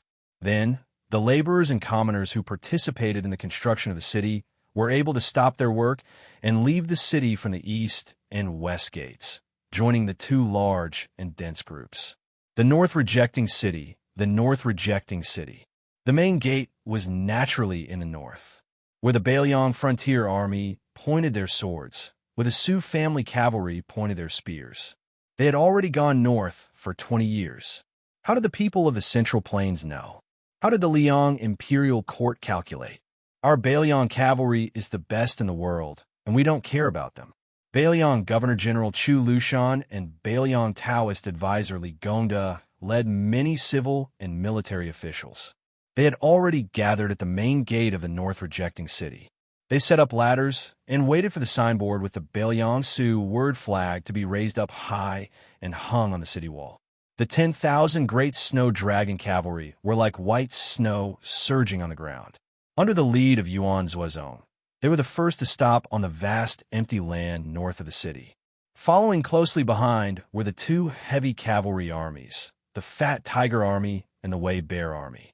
They stopped at the left and right wings of the Great Snow Dragon Cavalry. Finally, it was He Zhonghu and Zhou Kang's troops outside of Bailiang Pass. After the thunder of horse hooves, there was a short moment of silence. Who knows who was the first to raise their head and look over? Everyone saw a dazzling white rainbow streaking across the distant sky. That white rainbow landed on the city wall. When he appeared, Li Gongda and Chu Lushan exchanged glances and smiled. They started to raise the signboard. That young man waited until the giant signboard hung above the city gate before he slowly pulled out the sword by his waist. At the same time, the cavalry below the city gate all pulled out their Bailiang swords. The water was deep and silent. The sound of the horse hooves of the Bailiang cavalry was the most majestic war drum sound in the world. Sudao, North Rejecting City. That scene. Halberd crossing the river. In another 100 or 1,000 years, it would still be a legend. Chapter 1917. After reading and hanging the plaque on the city wall, Administrator Li Gongda led Su Fengyan to the general's mansion near the south gate. The main imperial road ran through the north and south, and the civil and military offices in the city were located on both sides of the mansion. Along the way, Li Gongda, one of the two city governors, talked endlessly.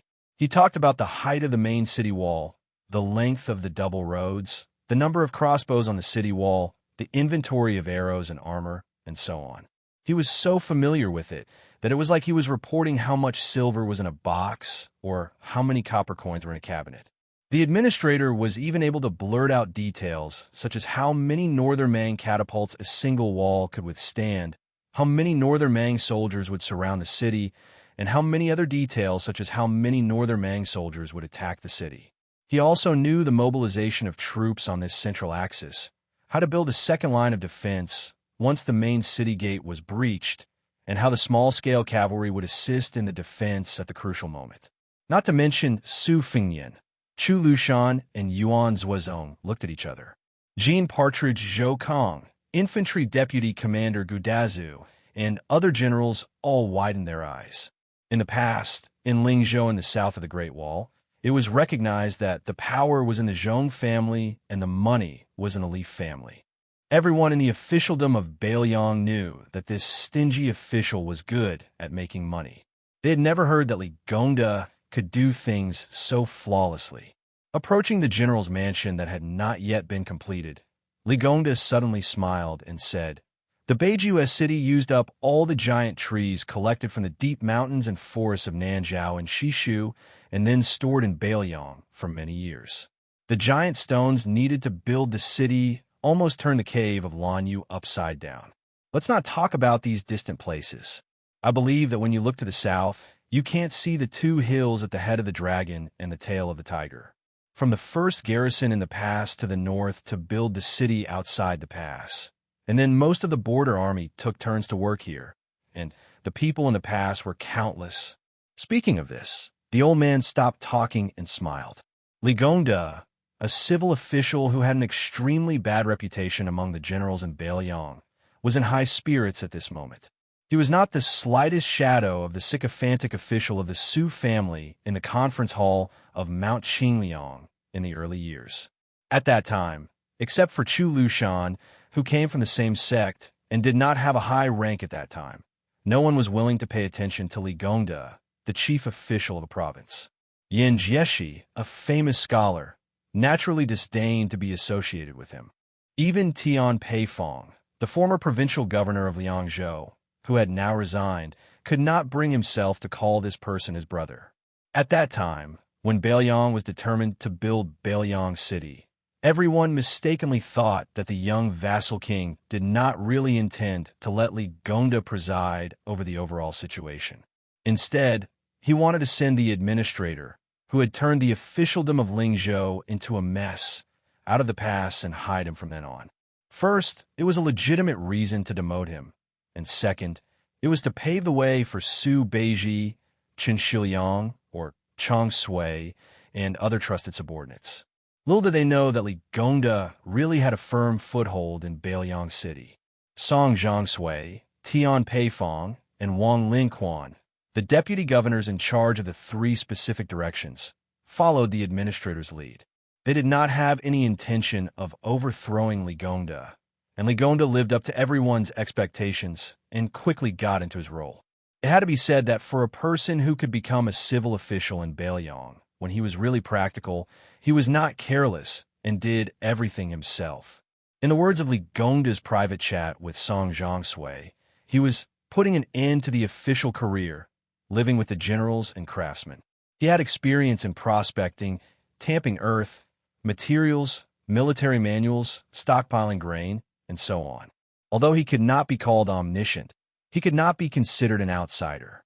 In the end, he could bow his head and command. Suddenly, Li Gongda continued craftily, "Your Highness, Mount Qingliang cannot skimp on all expenses for tonight's celebration banquet." The old infantry commander, Yin Wenluan, who had probably never chatted with Li Gongda in his entire life, spoke up for the first time. Official Li is not at all overboard in taking advantage of the situation this time. Su Fengyin pointed at Bailiang, who was beside him. "The transport envoy is here," he said with a laugh. "Our head shopkeeper in charge of money is here." His words carry more weight than mine. Su Beiji hesitated for a moment, then nodded and said with a smile, "That's good. Originally, I had intercepted chests that contained roughly 2 paintings by Sui Ying, the painting saint of the Great Feng Dynasty. One was a green Buddha's hand inkstone made by the emperor of the Southern Tang Dynasty, and the other was a jade seal of the emperor of the Great Qin Dynasty. There were 15 or 16 pieces scattered about. It wouldn't be difficult to sell them for 5 or 6,000 taels of silver. After the celebration banquet, you can go to Mount Qingliang and Mount Qingliang to move some out. After I sell this chest of items, I should be able to quickly fill this hole. Moreover, I will have some spare money. When the time comes, I will hand it over to official Li." As soon as Su Beiji's words came out, everyone tacitly turned to look at the young king. Su Fengyin rolled his eyes.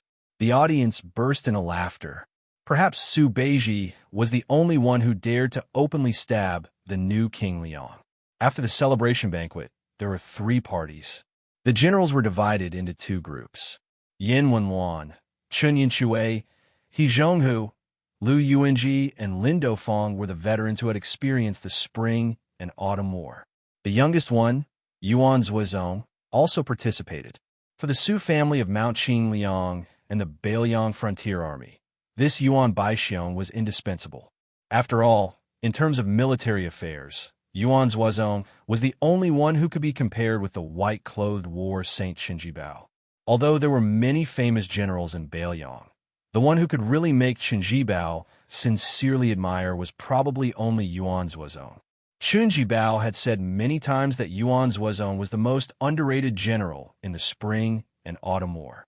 The governor of Beiliang, Chu Lushan, personally led the other group, which included Wang Ji, Chao Xiaojiao, Hong Xianxia, and Hong Yu.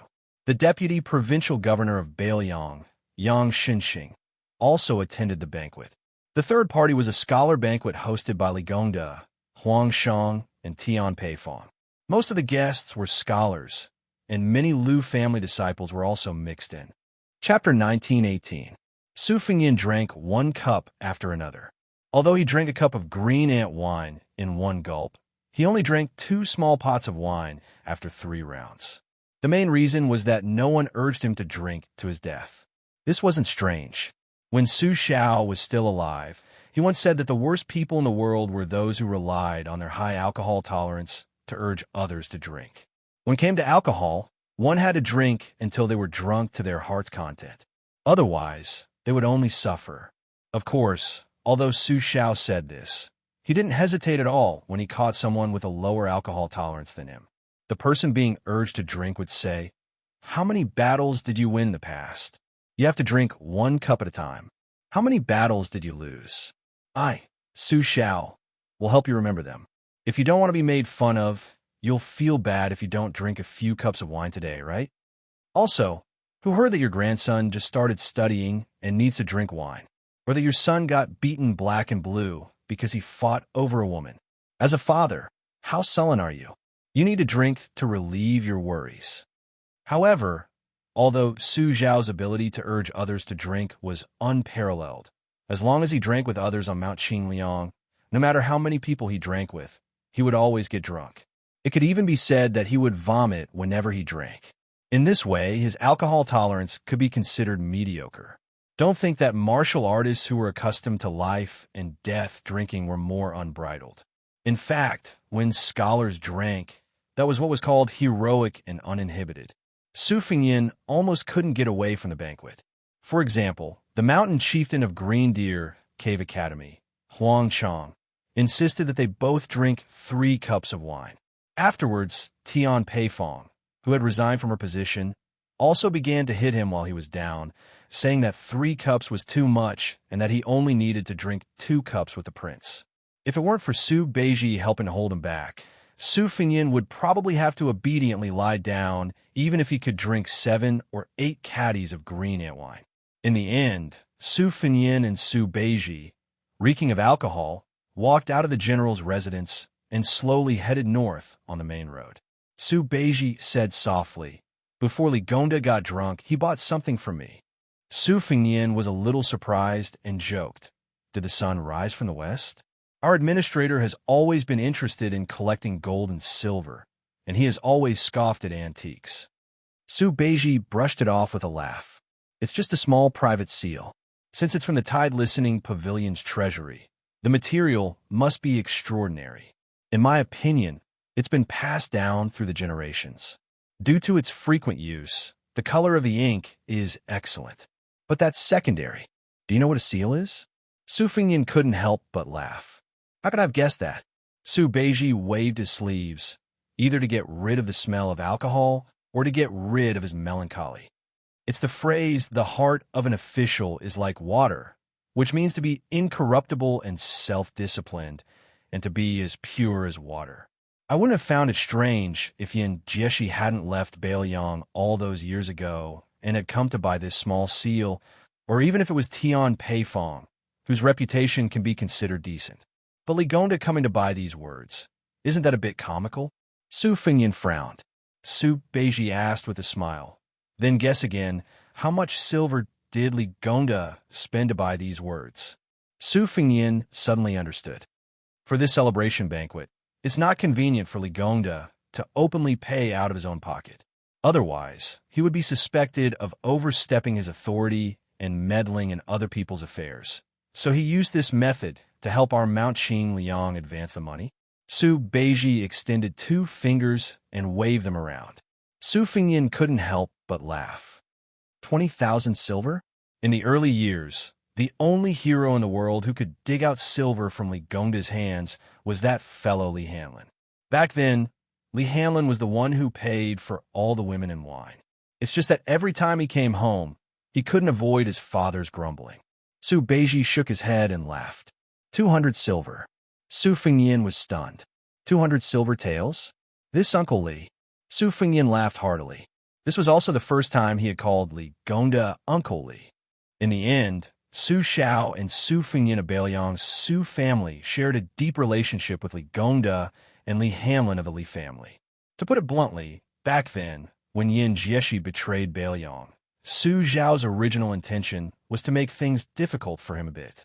He wouldn't go too far, but he definitely wouldn't let Yin Jieshi leave so easily.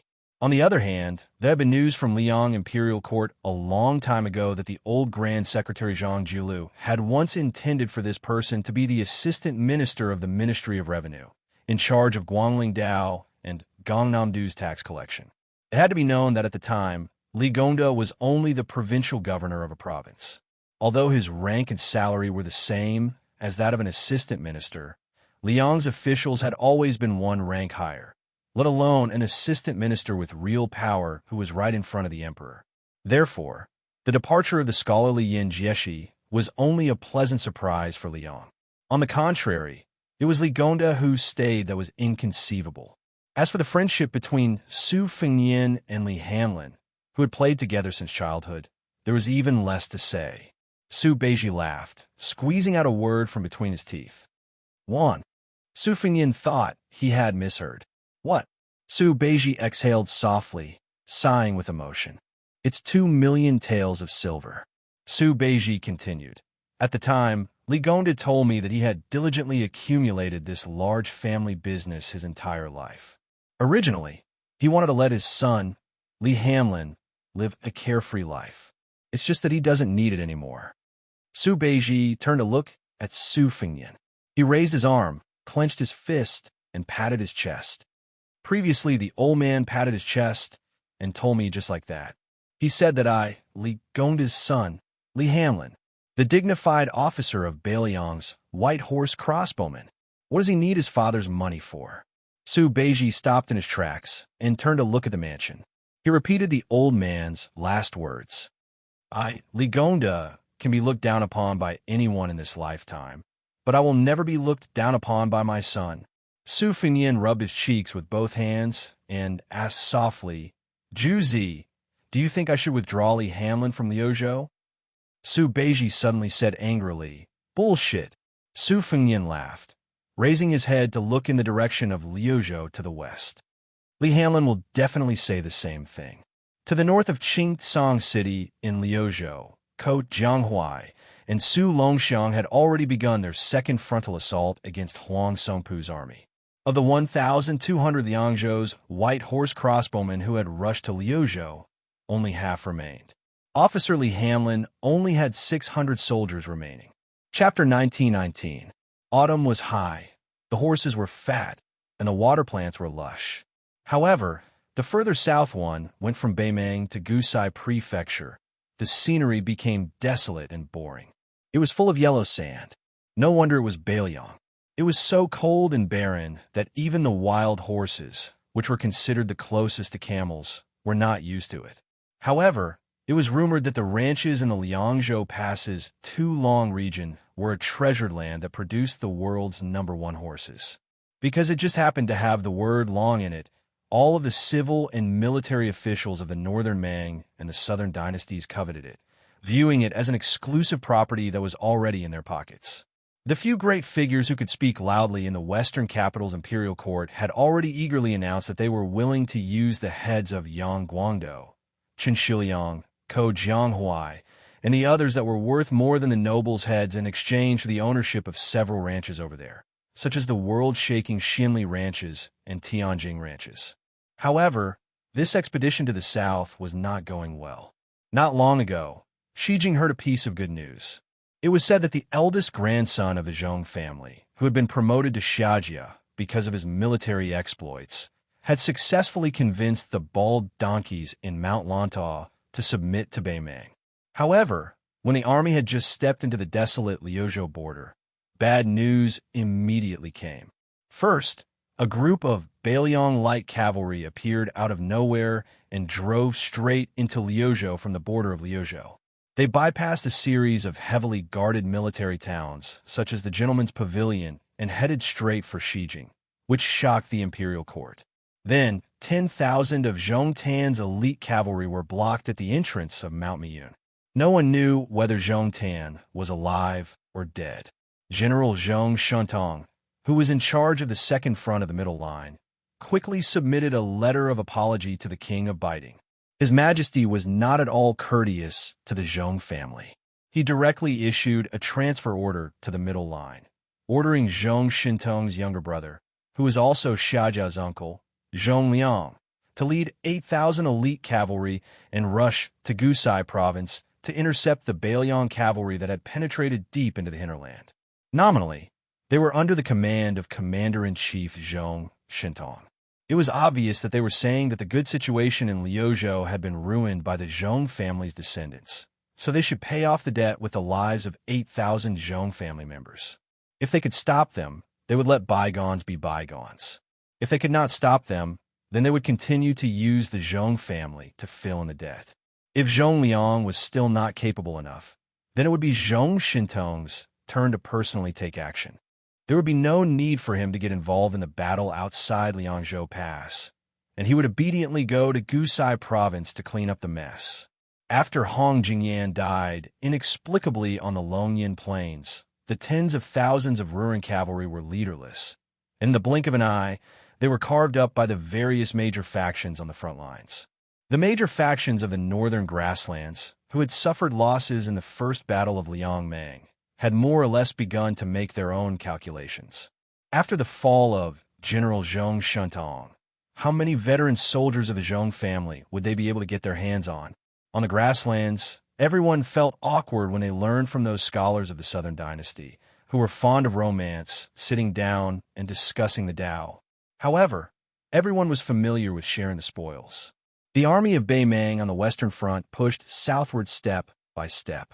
Their speed was not fast. 10 days ago, this army was suddenly attacked by 10,000 Bailiang dragon elephant cavalry. In just 1 hour, the 6,000 vanguard cavalry under Huang Songpu's command were left on the battlefield.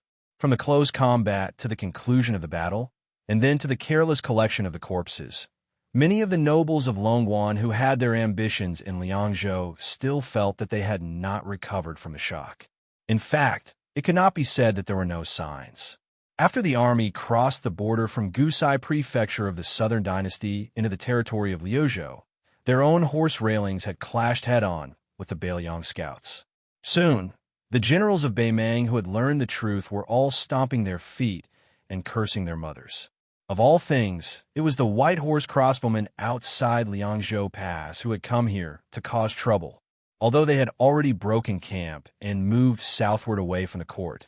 Whether it was General Huang Songpu or the generals of Longwan who controlled the elite cavalry of the Southern Dynasty, they had no choice but to pay attention to what was happening in their own backyard. They did not want Hooded Town to see the figure of a Bailiang crossbowman. This was the emperor's personal decree in the Western Imperial Court. What was the result? Fatty Dong's crow railings were all dead. General Lu Gui's black fox railings were also all dead. It was even said that Dongzhu's brother-in-law had lost his life in the Longyan Plains. In the end, that young Bailiang lieutenant named Li had become famous in the grasslands overnight. Now, he had even swaggered into the northern part of Liuzhou to show off his prowess. Huang Songpu was an experienced veteran on the battlefield. Therefore, when the intelligence reports of the casualties of the horse railings kept coming into his tent, he had already begun to shrink the front line and slow down the speed of advancing southward. Obviously, he did not want to make any mistakes. The backbone of this army was the old king of the southern courtyard, Huang Songpu, who was used to being lawless in the southern dynasty of Beimang.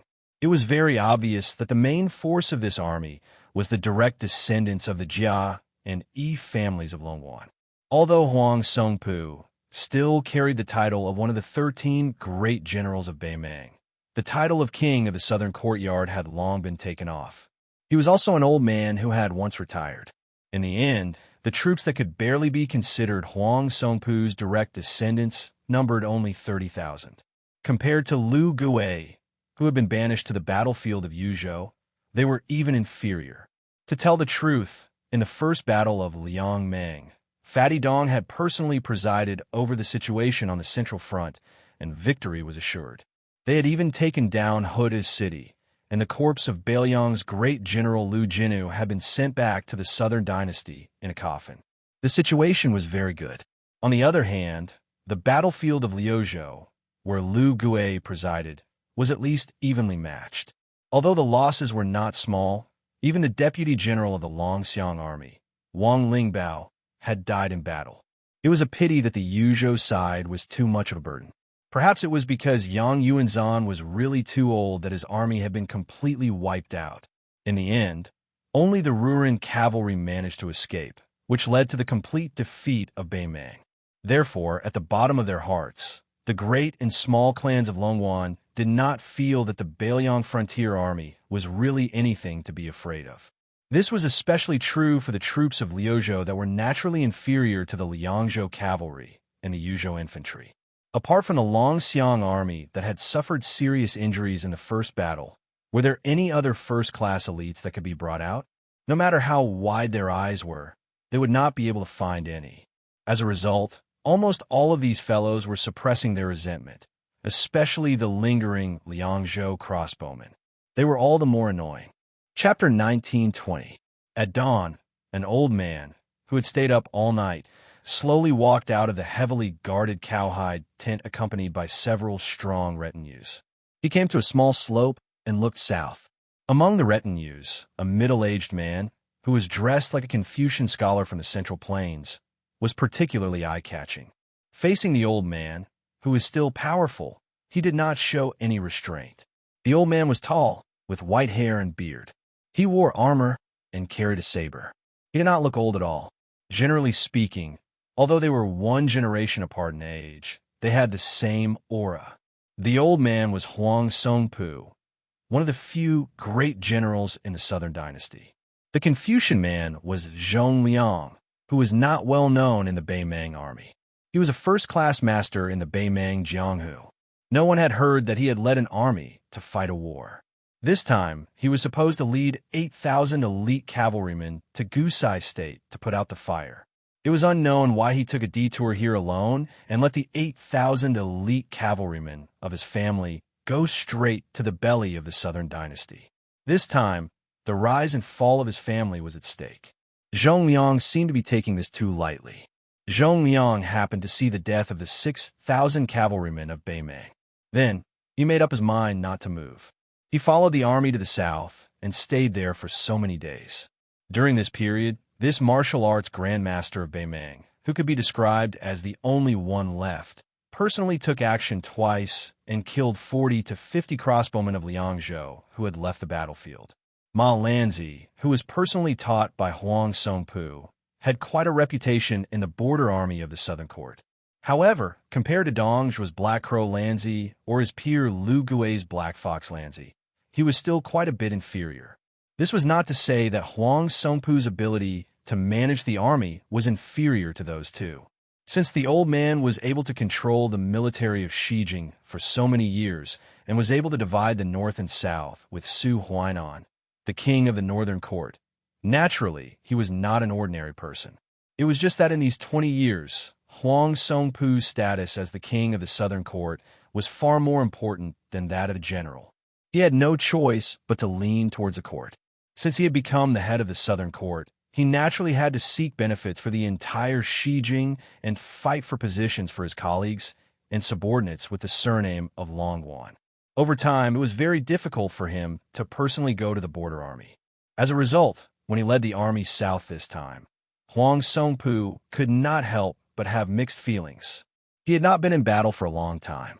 Even if he did not fall behind in the art of war, there were many details that he could not operate as smoothly as before.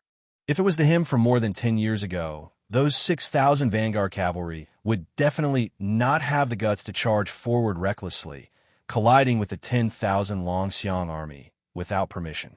However, this was not what truly made the elder feel tired, but rather some inside information that no one knew about. On the surface, it seemed like the disciples of Longguan were unruly and difficult to tame, greedy for merit and rashly advancing, leading to a disadvantageous start. But in reality, Huang Songpu's original intention was to use the vanguard cavalry, whose battle strength was barely satisfactory, as bait, luring the Liuzhou cavalry into the mud. The elder had long prepared 10,000 personal elite cavalry, accumulating power, waiting for the battle to enter a stalemate.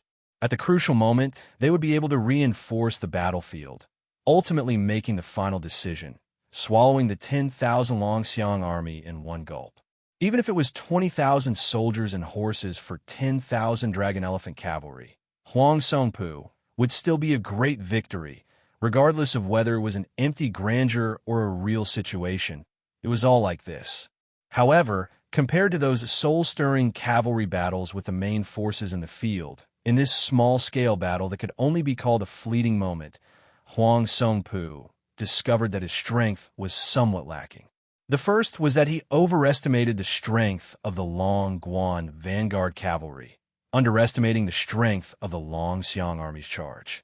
It was to the extent that when the 10,000 personal troops entered the battlefield, the original mantis stalking the cicada turned into a pure rescue mission. What was even more fatal was that in the following battle situation, Huang Songpu believed that the commander of the Liuzhou cavalry, who launched this surprise attack, also had the intention of luring the enemy deep into the enemy's territory. Therefore, the prudent Huang Songpu, after a bit of hesitation, even though he had the 10,000 personal elite troops launch a decisive pursuit, he strictly ordered the cavalry generals to not be 50 li away from the main force. This also meant that the amount of military merit was not great, only 50 li away. In the end, that cavalry general brought the elder a truth that made him not know whether to laugh or cry. After chasing for 50 li and hearing the order to stop, the remaining 3,000 or so enemy cavalry swaggered off. Apart from the dozens of white horse crossbowmen roaming far away from the battlefield, this Longxiang army that had eaten a bear's heart and a leopard's guts did not have any reinforcements. How could there be a war like this? The Beiliang border generals who had dealt with Huang Songpu before, be it Huda City's Lu Jinu, the former Huaihua great general Zhong Hongwu, or He Zhonghu, none of them had lost their minds like this. Huang Songpu was deeply worried. He raised his eyes and gazed into the distance, frowning without saying anything. The Beimang great demon General Zhong Liang, dressed in a scholarly robe, glanced at the old general's expression and laughed. Old General Huang, as long as we put aside the vast western regions where the two military towns of Linyao and Fengxiang are located, Liuzhou is actually only so big.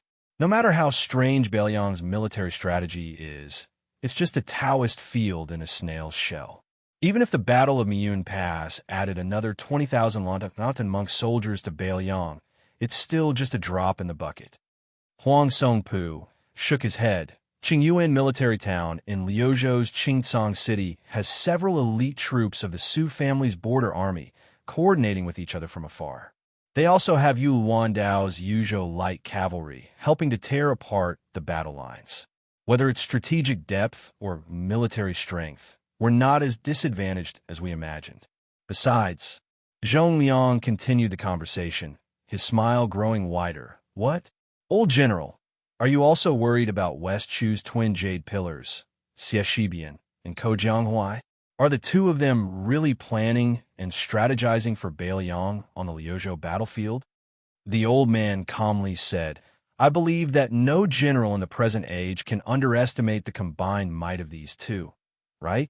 Zhong Liang, whose graceful bearing was like that of a mountain immortal in a painting, laughed. As long as Liuzhou's military strength doesn't converge in one place, I believe that they won't be old general's match. Right now, the 30,000 Longxiang army, compared to the first battle, although their numbers haven't decreased, and they're all elite cavalry transferred from the left and right cavalry of Liuzhou, their combat strength is still a little lacking. As for Ko Jianghuai's Liuzhou youths, They're all pieced together and won't be able to fight a tough battle. The remaining soldiers of Xianxia aren't even worth mentioning. Otherwise, Mount Qingliang and the Governor-General Manor wouldn't have given him 20,000 mountain monk soldiers. Taking everything into account, Liuzhou only has 70,000 troops, while Old General has 150,000 under you. Moreover, you can receive reinforcements from the Southern Dynasty at any time, as long as you don't collapse in one battle. At this point, Zhong Liang gave a self-deprecating laugh and didn't continue. Firstly, these words were somewhat inauspicious, and secondly, this view was too absurd. Liuzhou wasn't the gourd mouth of Yuzhou, and Huang Songpu wasn't Yang Yuanzhan. Furthermore, the Liuzhou border army couldn't even take care of itself, so they couldn't send so many troops into the Liuzhou battlefield. The old man dismissed it with a smile, saying, just Xie Shibian and Ko Jianghuai, these two young people, were able to make Yin Jinchuan and Yang Xinxing. These old generals suffer a great loss. Now that there are even more young people in Lu province, how can an old man like me endure this? Zhong Liang thought about that secret matter and sighed.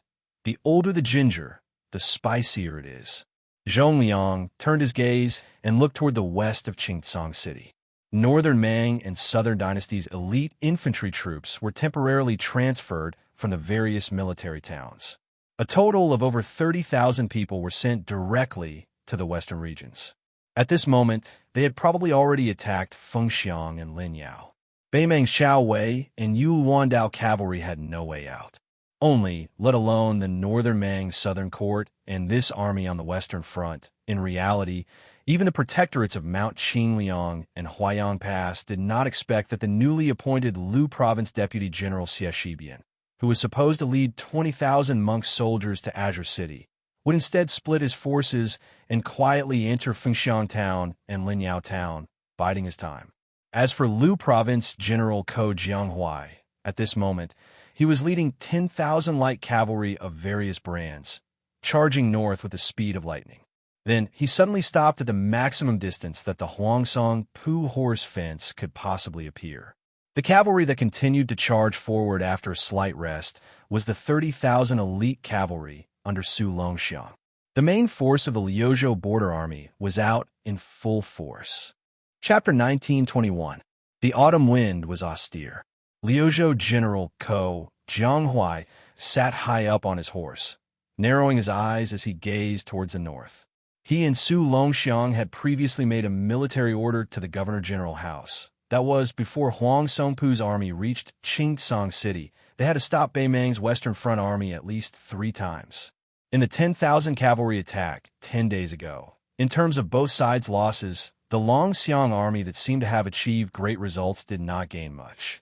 Beimang's 6,000 vanguard cavalry might be considered the elite of the Southern Court's border army, but Liuzhou was different from Beimang's Western Front army. Beiliang definitely could not transfer troops from elsewhere to reinforce them. In other words, on the gambling table of Liuzhou, Ko Jianghuai only had so much silver on the table. A single copper coin, less was also a small amount. However, Beimang's Huang Songpu could continuously bring out silver from his home. With enough capital, he could completely gamble a little for fun. As long as he won once, everything would be complete. That was why Ko Jianghuai's previous probing definitely had a deeper meaning, which was to make Huang Songpu, this Beimang veteran, feel even more tense. Then, he would straightforwardly and cleanly make a big gamble, gambling on Huang Songpu's slackness. Then, even though Yangzhou's crossbowmen were incomparably skilled, in the end, they could not go around so many of Huang Songpu's grassland fences and spy on the specific details of Beimang's camp. Ko Jianghuai could only use the Longxiang army's lives to obtain this military intelligence. He had already mentally prepared himself for Su Longxiang and Li Mofin's harsh rejection. However, he did not expect that neither Su Longxiang nor Li Mofin would raise any objections. Li Mofin, who was extremely skilled in military affairs, even personally led 10,000 dragon elephant cavalry to charge into the enemy formation. Afterwards, Ko Jianghuai spoke bluntly, saying that the 3,000 Longxiang army officers and soldiers who had set up camp like Huang Songpu's and Longwan soldiers were not worth it. At that time, Su Longxiang was squatting next to that massive black tiger, only drawing back his lips, not saying anything. Li Mofan, whose entire body was covered in blood, had a rather gloomy expression, but he didn't take his anger out on Ko Jianghuai, this Liuzhou general. Ko Jianghuai closed his eyes, his mind quickly spreading out the layout of Bei Meng's Western Army. The army of 150,000 was divided into 5 large camps. Commander Huang Songpu's 30,000 personal troops were set up in the center, their cavalry and footsteps mixed together. A certain Jia family's direct descendant troops set up their own camp. Even though there were only 20,000 cavalry, their fighting strength was not ordinary, all of them Bei Meng's typical lousy troops. Almost every one of them was dressed in armor, to the extent where there were several hundred-strong cavalry who were even fully armored, taking on the embryonic form of a heavy cavalry army. The key was that regardless of whether it was maintenance or supplies, they were all responsible for themselves, undoubtedly a sharp weapon that could pierce through enemy lines. Then there were the 40,000 cavalry gathered by the 3 families. These 3 camps were located at the front lines, while the 2 camps at the back were the 40,000 soldiers transferred from the 6 or 7 military towns at the Southern Dynasty's border. There was also a supply camp that Bei Meng had only risen to prominence in the past 20 years. Based on what Li Mofan's troops had obtained when they broke through the Longxiang army's lines, roughly 120 carriages, a total of 800 dan of provisions, and around 1,400 dan of black beans for the war horses. However, because the Bei Meng cavalry had always brought their own supplies when they went south to knock on the pass, in addition to the large number of Mares accompanying them on every large-scale march, the supply camp's purpose was only to be used at the foot of Qingcang City, far away from the Southern Dynasty's border, in case the army couldn't take the city for a long time. Historically, the grassland cavalry had roamed the border areas of the Central Plains, especially in the autumn, so they rarely encountered any fatal supply problems. On the other hand, the Central Plains cavalry at the peak of national power had to rely on the power of the entire country to support that fragile supply line every time they took the initiative to go north. The real monarch of the Central Plains who changed this awkward situation was none other than the old emperor of Liang, Zhao Li, who had unified the Central Plains. 2 of his decisions created the current prosperity of the Central Plains cavalry. One was to use the reason that the monarch should guard the country's gate to reject a large group of civil official suggestion to move the capital to Guangling Road and continue to use Old Tai'an City as the country's capital. At the same time, he formulated a very bold national policy, sparing no effort in supporting the 2 Liliao border armies. He didn't hesitate to use the huge tax revenue from Guangling Road and Gangnam-do to invest in the northern border of Liang. The second decision was to allow Su Xiao, whose meritorious service shocked the emperor, to lead the troops out of the capital, to be granted the title of Prince of Liang's vassal in the northwest, which was rich in horses, and let him directly face Bei Meng. Located in the north of Liang's vast territory, the 2 border crossings on the east and west were heavily guarded by the country's most elite cavalry. In addition, in the middle of Liang's vast territory, Ji province was a natural stronghold. The old General Yang Xianxia had once cultivated the Ji province infantry, who was known as the unparalleled in the world. How could it be as simple as just competing with Beiliang's Yanwenluan? The reason was simple. The border of Ji province didn't need a large number of cavalry, so even if Yang Xianxia had a soft spot for cavalry, he could only go with the flow.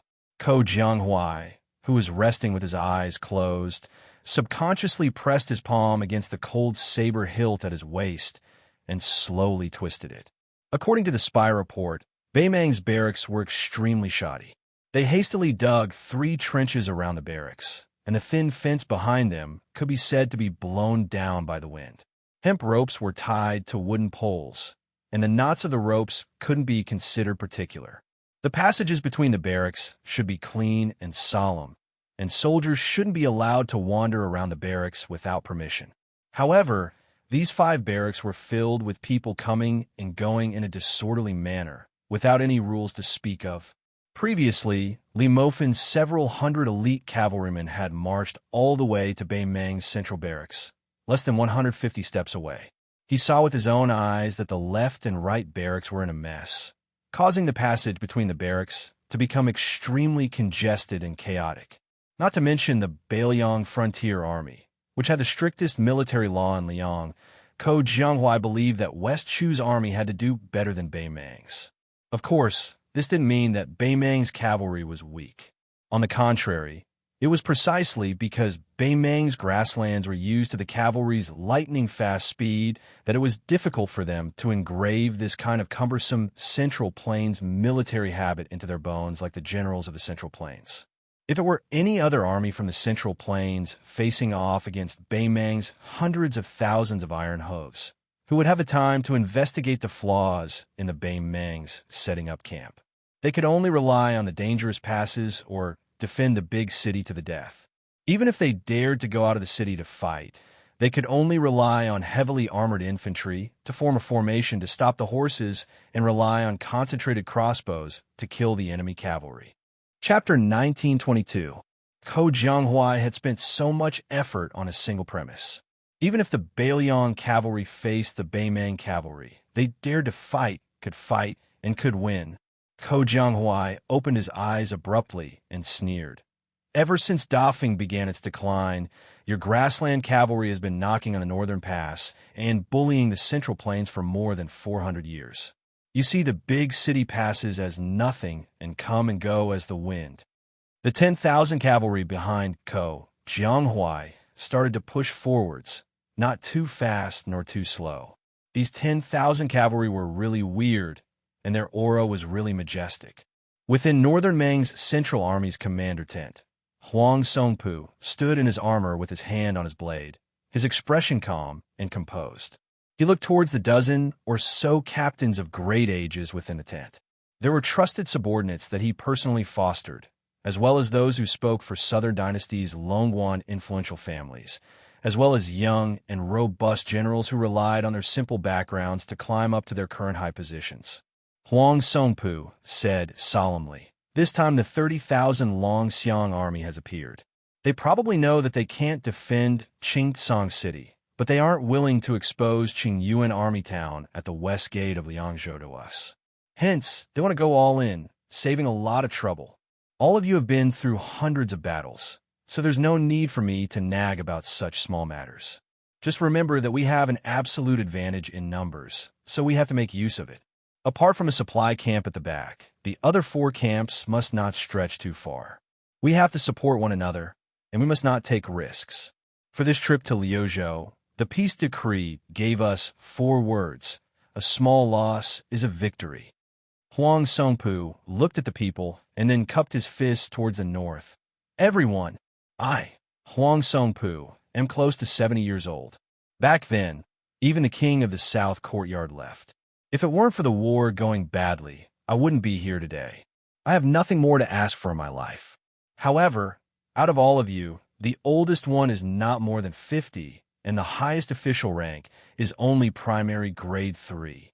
After taking down Liuzhou, no matter how you reward me, I, Huang Songpu, will give you the title of Great General."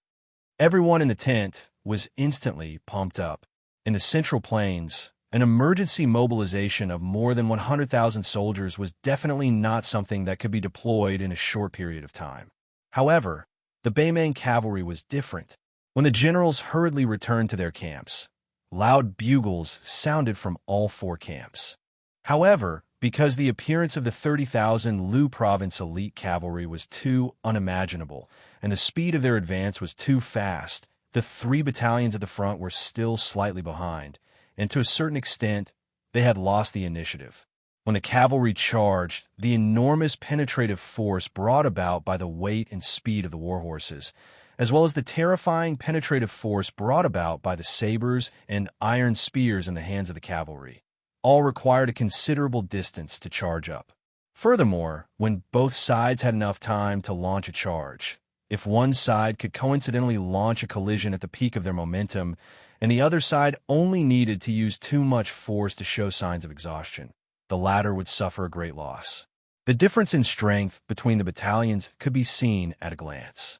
Huang Songpu's personal elite cavalry was the fastest to finish organizing, spreading out layer after layer of vanguard lines at the front of the middle road. Long Pass's Jia clan's direct line of soldiers followed closely behind, but the hundreds of elite cavalry equipped with heavy cavalry did not show themselves. The cavalry gathered by the Yi clan of the Southern Dynasty were all in a mess.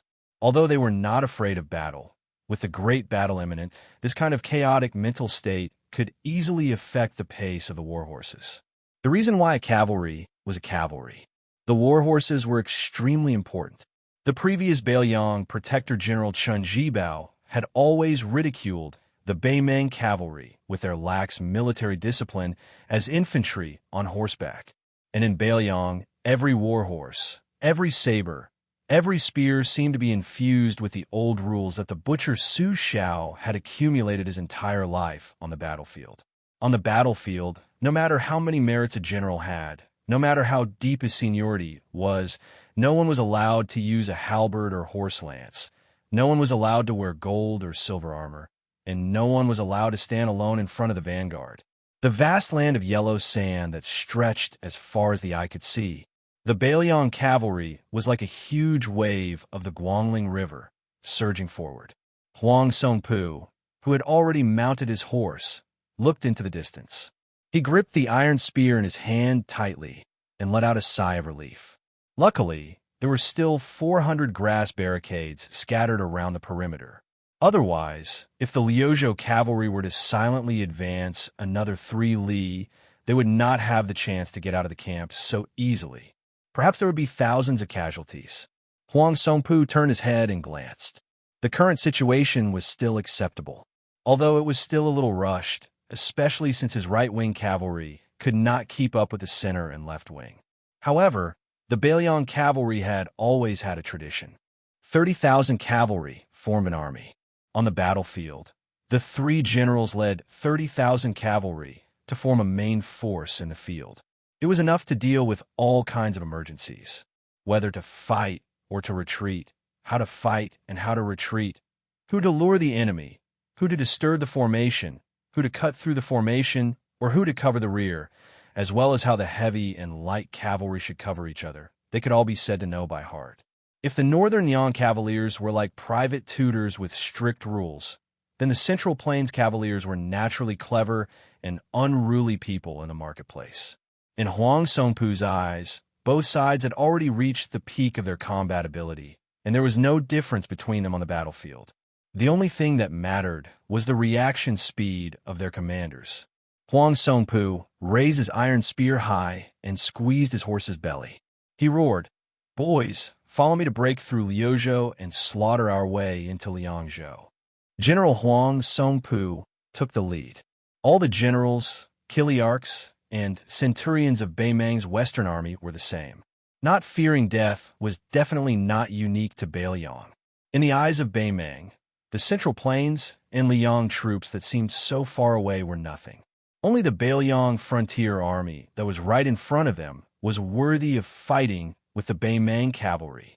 The first battle of Liangmeng was mostly a siege battle. Beimeng had indeed broken through Liangzhou's Huta city, Yozhou's Wugong city, and Wana city. The main forces of both sides of Liangmeng would probably feel that it was not enough to fight to their heart's content. Then the second battle of Liangmeng, starting from Miyun Pass in the west to the current Liuzhou, to the hinterland of the Southern Dynasty, and then to the future Liangzhou Pass. The cavalry battle did not stop. Both sides, the enemy and us, died on horseback. Chapter 1923. On the land north of Liuzhou, the Beimeng vanguard was naturally longer, densely packed like locusts. Huang Songpu's close to 20,000 personal cavalry gradually pulled 200 steps away from the cavalry on the left and right. These 20,000 cavalry adeptly formed into 10 large horizontal rows. The distance between each row was quite wide. Roughly, there were 4 rows of heavy cavalry in front, 5 rows of light cavalry behind, and only one row of light cavalry following closely behind the first row of heavy cavalry. The so-called heavy cavalry under Huang Songpu was the elite cavalry of the Beimang grassland. They were not the royal heavy cavalry that the old lady of Beimang saw as a national treasure, nor were they the true heavy cavalry of Beiliang. They were different from the simple leather armor of the light cavalry. The armor they wore was mostly made of leather with a layer of scales on the inside. It was an imitation of the cavalry of the Great Feng dynasty, who boasted that their armor and horses were unparalleled. The plates of the armor were like fish scales, heavier than chainmail, and normal horse bows could not pierce through the armor. The war horses of these heavy cavalry would occasionally wear a small amount of leather armor. The cavalry held a spear, a war blade by their waist, and there would also be people who would place a mace on the saddle. The Battle of Liang Mang's cavalry had already been going on for more than 20 years. Northern Mang wasn't suited to using cavalry to attack infantry, this type of uncertain strategy of gathering and dispersing. When facing a northern Liang border army that they knew the ins and outs of, feigning a retreat would only make things worse. Just as the front row of light cavalry under Huang Songpu was about to speed up and charge through the gaps between the heavy cavalry, a strange scene occurred. Huang Songpu was supposed to lead the light cavalry to use their lives to slow down the charge of the Beiliang cavalry, and then let the 4 rows of heavy cavalry behind him pierce through the enemy formation in one go.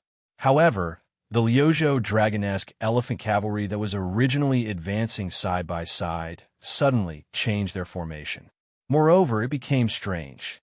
The 10,000 cavalry in the center actually slowed down their charge, while the left and right wings instantly began to pull back their front lines, quickly increasing their formation. Then, they no longer purposely held back the power of the war horses, suddenly increasing their speed, almost bypassing Huang Songpu's middle army. The direction where they entered just happened to be the area where the 3 battalions were connected. It was as if they wanted to cut off the 2 arms of Huang Songpu's main force on the spot. It was too fast. It was premeditated. Encountering this unforeseen event, Huang Songpu did not have the slightest hesitation, continuing to lead the troops forward bravely. Even if the 2 forces of the Longxiang army succeeded in breaking through the formation, their own side only had 10,000 elite infantrymen stationed in the main camp. There was absolutely no hidden danger of the camp being blown up. Once both sides turned their horses around and charged again, the several hundred heavy cavalry hidden in the left camp, whose strength was closest to the king's iron cavalry, would only need to seize this opportunity to charge out, and perhaps they would be able to completely crush one of the Longxiang army units. If the charging formation of the 2 Beiliang cavalry forces was full of craftiness, then the fierce collision between the 2 armies was a direct clash without any hesitation. First, Huang Songpu's group of light cavalry sped up and passed through the gap. They hurled their javelins. These light cavalry soldiers were all outstanding warriors of the Southern Dynasty's border army. Within 50 steps, the power of the javelins was countless times stronger than the horse bows. Almost immediately, the 300 Longxiang army riders fell off their horses and died on the spot. However, the first row of the Beiliang cavalry continued to advance side by side. Everyone's face was cold, and they were afraid of dying first. No matter what the other armies in the world were like, this principle had been passed down by the Sioux family soldiers from the spring and autumn period of the Central Plains all the way to the Northwest Frontier Fortress. It had been passed down for a full 40 years. After throwing the javelins, the Beimang light cavalry either pulled out their blades or threw their lassos. Facing the row of spears, they were similarly fearless, fighting for life and death with the Beiliang frontier army. How to survive, the Beimang Southern Dynasty border army had also experienced a full 20 years. With just a brush of a shoulder, close to 1,000 Beimang light cavalry soldiers were killed on the backs of their horses with a single spear strike. Those light cavalry soldiers still had to face the iron spears of the Longxiang army behind them. It was destined to be a tragic ending with less than 1 in 10 surviving. This was the true meaning of cavalry clashing. There were no horse bows shooting at each other and no fancy moves. Because of the resolute sacrifice of this row of light cavalry, the first clash of spears between the Liangmang side gave Huang Songpu's heavy cavalry an innate advantage. Huang Songpu and the close to 100 personal retainers by his side all knocked the enemy off their horses with a single spear strike without any suspense. When cavalry clashed, those who fell off their horses would undoubtedly die. This was the iron law of the border pass. When cavalry charged, the iron spear formation was extremely taboo to pierce through the enemy's body. Even if one could quickly pull it out, it would still delay the opportunity. On the line of life and death, there was no room for any carelessness. Moreover, the two armies chiseled at each other, not just one row of vanguards. Otherwise, where did the word chisel come from? At the same time, one needed to gather as much energy as possible to ensure one's survival in the end. The cavalry army under great General Huang Songpu's direct command was, after all, one of the top elites in the Southern Dynasty border army. Apart from the first row of light cavalry suffering heavy casualties, the following 3 rows of heavy cavalry were only at a slight disadvantage in the exchange of casualties with the Liuzhou Longxiang army. Without a sound, the last row of heavy cavalry was at the very back. The 4 rows of light cavalry passed by the vanguard and quickly advanced. Because Huang Songpu knew that on the battlefield, the last breath could not be lost. Among the 10,000 dragon elephant army on the left wing, a middle-aged general with a scholarly appearance acted as the leader and brazenly opened the formation. The cavalry at the front of this kind of formation were all vanguard battalion daredevils, and would die the earliest and fastest. The Beimang West Front Army was not unfamiliar with this person. After the battle 10 days ago, they hated him even more. Probably in the entire Beiliang Frontier Army, only this person could be so unique. He held an iron spear in his hand, a sword hanging from his waist, and halberd pouches hanging from both sides of the saddle. It was the valiant and good at fighting in the Beiliang Frontier Army, the Deputy General of the Longxiang Army, Li Mofen. Chapter 1924. The breakthrough point of these 10,000 riders was precisely Huang Songpu's Central Army and Longguan's Jia and noble family's direct line of command cavalry. Probably because nobody expected that the Northern Liang border cavalry would avoid direct battle, the 10,000 riders cutting through the formation appeared to be like a hot knife cutting through bamboo, like a knife cutting through tofu, with ease and ease. The other group of dragon elephant light cavalry penetrated in even more easily. A few groups of cavalry gathered from the Southern Dynasties, families rushed out of the camp, so there was a gap between them and the Central Army formation. In an instant, the 10,000 cavalry sliced through a large portion of them from the flank, actually killing over 1,000 cavalry. If it was said that a frontal clash of 10,000 people from both sides killing over 1,000 enemies wasn't that surprising. Even on Liangmang's battlefield, which was used to fighting to the death, it couldn't be considered tragic. However, in this kind of pure charging formation, the side with the advantage in numbers losing over 1,000 people was a little preposterous. It was enough to see that the Beimang Southern Dynasty border army's second-class elites met the Longxiang army that was once hailed as the #1 light cavalry in Liangzhou's border army. Even if the Beimang cavalry had a strong desire to fight and didn't show any signs of fear, they were still powerless. If it was said that the Longxiang army's left and right-wing cavalry avoiding the important and dwelling on the trivial was already inconceivable, then the Longxiang army's following actions made the Beimang's western main force feel even more confused. After breaking through each other's formation, they should have turned their horses around and launched a second charge. This was the true meaning of the 20 years of Liangmang cavalry war. However, a scene that made the Beimang's left and right-wing cavalry flabbergasted happened. Under the leadership of Li Mofen and another Longxiang army deputy general, 20,000 cavalry actually charged straight for Beimang's main camp. Beiliang's iron hooves easily broke through the Beimang camp's simple and crude horse barricade. After entering the main camp, they were extremely familiar with the path, as if they were strolling in their own backyard. The light cavalry charged straight in without any hesitation. The two currents gradually merged together and charged towards the weak supply camp at the back. In comparison, the Longxiang army that clashed with Huang Songpu's central army suffered the most losses, and their speed was also the slowest. Both sides left over 2,000 bodies on the battlefield. The Longxiang army had slightly over 2,000, while the Beimeng had close to 3,000. This exchange was already enough to be called heroic. Huang Songpu, whose armor was covered in blood, had already stopped his horse and stood at the end, shaking off the blood on his lance. The old general turned his horse around and stared with his eyes wide open. He instantly understood the Longxiang army's true intentions and roared, "Wanyan Yinjiang, don't bother about the enemy's left and right wings. Do your best to tie down this central army and don't let them escape into the camp."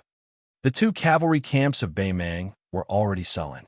Originally, after passing by the two groups of generals and elephants, they were going to continue forward and meet up with Huang Songpu's army. However, after hearing the old general's roar, from Wanyan Yinjiang, who was born in Longguan, to the generals under him, they all realized that today's battle was destined to be different from the past. As a result, they didn't care about their formation and quickly turned around. The cavalry at the back that hadn't missed the Longxiang army by a hair's breadth started to move diagonally forward, attempting to cut the middle Longxiang army inch by inch like chopping a snake. Once a cavalry army lost their formation, they would also lose their speed to a large extent. After falling into a quagmire, they could only wait helplessly for death. There was no doubt that the Longxiang army was brave and skilled in battle. However, they weren't immortals that were invincible and couldn't remain invincible under such circumstances. Facing such a predicament, the Longxiang army in the middle didn't hesitate to cut their wrists. The 1,000-plus cavalry on the two wings spread out at the first moment, creating a large distance between them and the cavalry in the middle. This was to delay the charge of the Beimeng cavalry on the two sides. The 1,000 Longxiang army cavalry that changed their formation were using their lives in exchange for the stability of the main force's formation. The 1,000 cavalry on the two sides that kept moving away from the main force ran with all their might. Under the urging of the Longxiang army's cavalry, the war horses didn't care about stamina at all. It was like moths flying into a flame. There were dragon elephant army-like cavalry who were continuously stabbed off the backs of their horses by the Northern Mang cavalry spears. Then, with a light swipe of the war blades of the Northern Mang barbarians behind them, they would be beheaded. Some were pulled off the backs of their horses by the Beimeng cavalry and dragged along the way. Their bodies were badly mutilated. The 1,000 Longxiang army cavalry that didn't form a system and fought on their own were doomed to die in the face of the endless Beimeng enemy. One of the cavalry was stabbed in the shoulder by a Beimeng spear. While he was on the verge of falling, he still managed to stab the neck of the enemy cavalry in front of him. However, he was quickly knocked off his horse by the next Beimeng barbarian. In the end, before his body landed on the ground, a third Beimeng cavalry with superb equestrian skills bent down and chopped his head off. They couldn't stop them. Huang Songpu, who was leading the main force to turn around and fight again, sighed heavily. The old general didn't think that the Longxiang army's true goal this time was actually the supply camp, which was an important source of food. He also didn't think that they would be so familiar with the internal arrangements of his own camp. Therefore, everything happened too quickly. The two flanks of the Longxiang army's formation, the main force's formation in the middle, and the sacrifice of the 1,000 Longxiang army cavalry were all like this. This Beimeng old general who had outstanding military achievements was caught off guard. Huang Songpu suddenly turned his head to look. The sound of horse hooves and dust flew everywhere. Huang Songpu said to a retainer beside him in a deep voice, passed down the order. All the infantry in the camp are to leave the camp and get into formation in the south of the camp. Order the left camp to chase after the Longxiang army with us in the middle. Go around the camp and delay the enemy as soon as possible. Don't be greedy. If the Longxiang army tries to split up and retreat to Qingtsang City, kill one of the cavalry units nearby. Also, let Wanyan Yinjiang lead the troops to intercept the 10,000 cavalry behind us. They should be the cavalry of Liuzhou's general, Ko Jianghuai. They are mostly young and strong, with some of Liangzhou's border troops mixed in. Their combat strength isn't worth mentioning. Huang Songpu suddenly added, "Oh right, tell Wanyan Yinjiang to be careful. Su Longxiang might be hiding in Jianghuai's army. There's no need to worry about anything else." At the same time, a middle-aged man beside Huang Songpu smiled and said, "If the general is still worried, I'll go to Wanyan Yinjiang's side and ask for advice from that enemy of 10,000 people, Su Longxiang." Huang Songpu glanced at the second head of the Zhong family and nodded. Chapter 1925. After Zhong Liang left, Huang Songpu, this veteran general who had been through hundreds of battles, didn't feel discouraged at all. He didn't feel any heartache over the loss of a supply camp that didn't affect the overall situation. The Southern dynasty's strong foundation could withstand such losses. As long as the Central Army and left camp cavalry successfully intercepted a portion of the Longxiang army, even if they only needed 5,000 to 6,000 cavalry, it would be a small victory for their side. A small victory in the truest sense of the word, and not a small victory as described by the peace decree. In order to ensure that they could catch up to the Longxiang army that was slaughtering their way through the supply camp, Huang Songpu and the Longxiang army's elite cavalry went around the camp to the north. The Longxiang army couldn't possibly escape all the way to the north. They had to return south to Qingcang. If the Longxiang army's cavalry dared to escape from the pursuit, they would be seeking their own death. They could only be caught like a turtle in a jar by the Southern dynasty's army that still had the advantage in numbers. Once Wanyan Yinjiang's elite cavalry destroyed the Jianghuai reinforcements, victory would be in their grasp. This camp would become the graveyard of 20,000 Longxiang army soldiers. Huang Songpu believed that the deputy general of the Longxiang army, Li Mofen, wouldn't be so muddle-headed. In reality, the movements of the Longxiang army that broke into the enemy camp were all within Huang Songpu's expectations. The dragon elephant light cavalry of the three cavalry forces naturally cut down the Beimang supply camp without any suspense. They killed anyone they saw and burned any rations they saw. Afterwards, they left the camp from the north. They didn't split up, but maintained their formation and went south along the left side of the Beimang camp. Coincidentally, they met the 38,000 Qilong Pass B cavalry. There were still 16,000 elite cavalry under Huang Songpu's direct command. After making a slight detour, they began to gallop over from the rear. Further south, Beimang's Western Army's infantry also began to move out of the camp and into formation.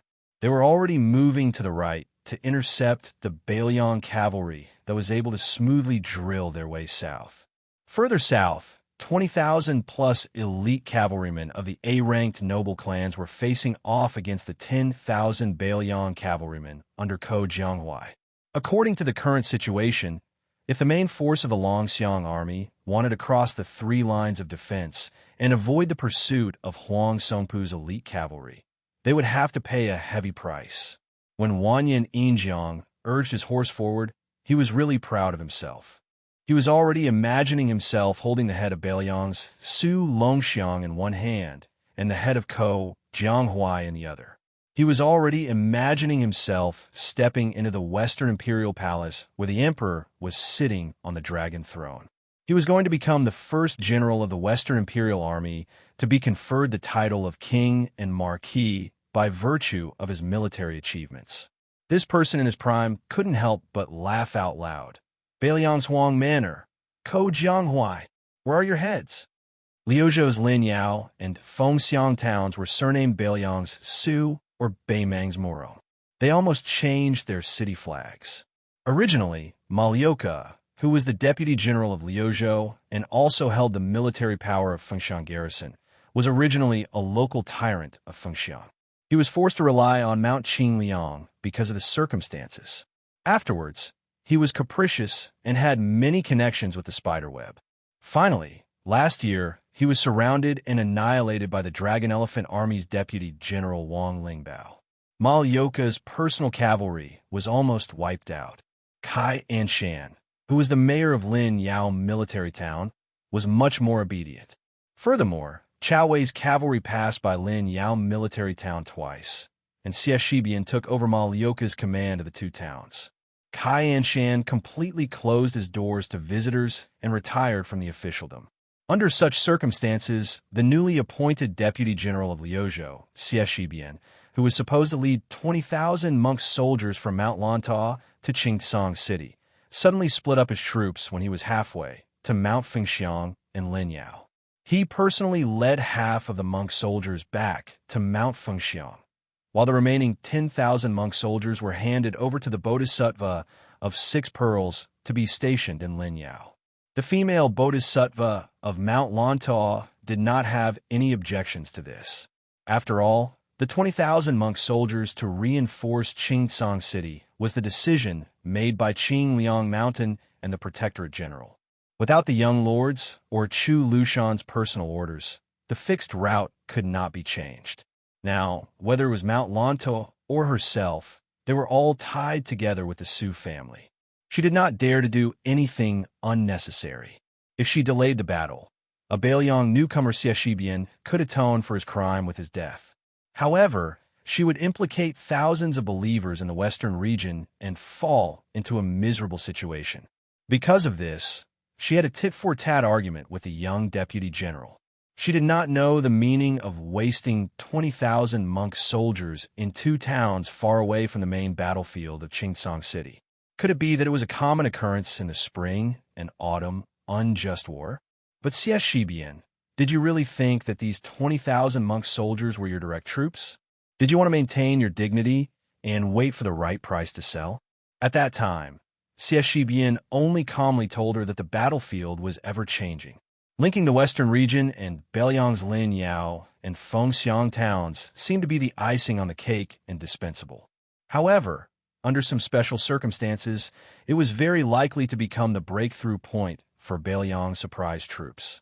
Not only could it be used as a dangerous pass to cut off the retreat route of Yu Luan's Dao Division's Youqi and Chao Wei's cavalry, but it could also allow the Southern Dynasty's border army, which had never been a problem in terms of military strength, to comfortably rely on the 2 towns to expand their attack line to Xingsong City. Originally, the 2 towns were not enough to become the turning point of the war in Liuzhou. However, the current situation in Liuzhou highlighted the potential strategic significance of the 2 towns. It really allowed the old strategy of Bailiang's strategist, Li Yishan, to play a role. Chapter 1926. The female Bodhisattva had a profound understanding of Buddhism, but she knew that she was not good at military affairs, especially when Xie Shibian was a young military master who shone in the Guangling Taoist battlefield. She admitted that she could not convince him, but she did not dare to put the safety of Buddhism in the western region in the hands of that young man. Faced with Xie Shibian's insistence, she could only propose a compromise, which was for them to bring 20,000 monk soldiers to the military town of Linyao. At the same time, a middle-aged monk with a hidden identity who had the Vajra divine ability of Buddhism would rush to the provincial governor's mansion in Xingsong City as a scout to report this matter. What she meant was that even if Mount Qingliang and the Protectorate General's office could not respond in time, as long as the provincial governor's mansion agreed, she would agree to Xie Shibian's plan. However, Xie Shibian told her bluntly that in Xingsong City of Liuzhou, provincial governor Yang Guangdou and even Xianxia did not dare to make a decision on this matter. Moreover, they might not be able to make it in time. Thus, the 2 of them fell into a stalemate. In the end, it was a handsome gerfalcon that pierced through the clouds and stopped on Xie Shibian's arm. The Battle of Liuzhou had already begun, and the Battle of Liangzhou was about to begin. However, under these circumstances, this gerfalcon, which was personally cultivated by Chu Lushan and had followed the young king all these years, actually used the young Xie Shibian, who was far away from the 2 battlefields, as its only contact. At that moment, she had mixed feelings and was speechless. Xie Shibian told her in a low voice, "I will take responsibility for this matter." The young man added, "The king of Bailiang also believes that the deputy general of Liuzhou, Xie Shibian, can take responsibility for this matter." Only then did she tacitly agree to his deployment of troops. The 20,000 strong and fearless monk soldiers of Mount Lantua split up and entered the two towns of Fengxiang and Linyao. At this moment, the female bodhisattva, who was dressed in a white kasaya but had a head full of black hair, stood on the city wall of Linyao. She looked at the 10,000 elite soldiers of Beimang outside the city, escorted by thousands of cavalrymen, and felt relieved. She had made the right bet. Beimang did intend to ambush the two towns. Even someone like her, who didn't know much about military affairs, knew that the weak military strength that was continuously transferred out from the two towns was not enough to defend the two towns. She had some general understanding of some of the main elites of Liang Mang's border armies, for example, the Great Snow Dragon Cavalry and White Horse Crossbowmen outside Liangzhou Pass, Yin Wanwan's infantry within Yuzhou, and the Longxiang army in Liuzhou. She had heard of the Northern Mang Southern Dynasty's Dong, which was infantry that was said to be able to wrestle with Yozhou's infantry, as well as that Fatty Dong's Crow Cage, the Chang cavalry that had already been wiped out in Lu province, the Ruren cavalry that had now been disbanded, and so on. Apart from these, there were also some troops that she was not unfamiliar with. Among them, there were the infantry brigade of Beimang's Southern Dynasty border army. Everyone knew that the grassland cavalry had been harming the Central Plains for nearly 800 years, but they had never heard that there were troops and horses that were good at attacking cities. They had always either bypassed those impregnable passes in high cities, or the grassland cavalry had always taken the initiative to seek out the main force of the Central Plains border army and annihilate them in one fell swoop, causing those border cities to lose their original strategic significance. However, things were different in Beimang now. Other than Dongzhuo's private army, which was mostly made up of infantry, the Southern Dynasty border army had a special kind of troop stationed in several military towns. They were the infantry brigade. They were definitely different from ordinary infantry, and their treatment was not inferior to the heavy armored infantry in the history of the Central Plains. They were the true soldiers of the Empress of Beimang. Li Yishan once described this troop as follows. The infantry brigade of the Southern Dynasty of Beimang is the result of the painstaking efforts of the king of the Southern Courtyard, Huang Songpu. They go up and down the hillsides, enter and exit the streams, and are the best at climbing high and traveling light. In the deep and dangerous valleys, they use the infantry brigade more often. Their ability to attack cities is not inferior to the top elite soldiers of the Central Plains. She gently exhaled, and her eyes instantly turned cold. She casually threw an armored corpse high out of the city. It was Cayenne Shan, the Lin Yao city's Mu, who was waiting for an opportunity to make a move. Beimang obviously came prepared. They had already convinced Kai and Shan to submit to the Southern Dynasty. With them working from the inside and outside, how could Lin Yao defend the town? Before entering the city, Xie Shibian told her to keep an eye on Cayenne Shan. As long as there was any movement, it was better to kill the wrong person than not kill at all. She didn't even look at the corpse that fell heavily to the ground. She muttered, I used to think that the so-called godly use of troops in military books were just boasting by historians who used to be scholars. Now it seems that I was a frog at the bottom of the well. Not only did that youngster foresee Northern Mang's intentions to encroach on the two towns, through that Falcon, he gave the order to Chao Wei's cavalry that they didn't need to provide support to Yu Luan's Blade Division's Yuzhou cavalry in Southern Dynasty's hinterland, but rather quickly return the way they came, and then wipe out all of the Northern Mang border army that infiltrated Lu province's border. Such courage and decisiveness really made her, who was on the same side, feel terrified.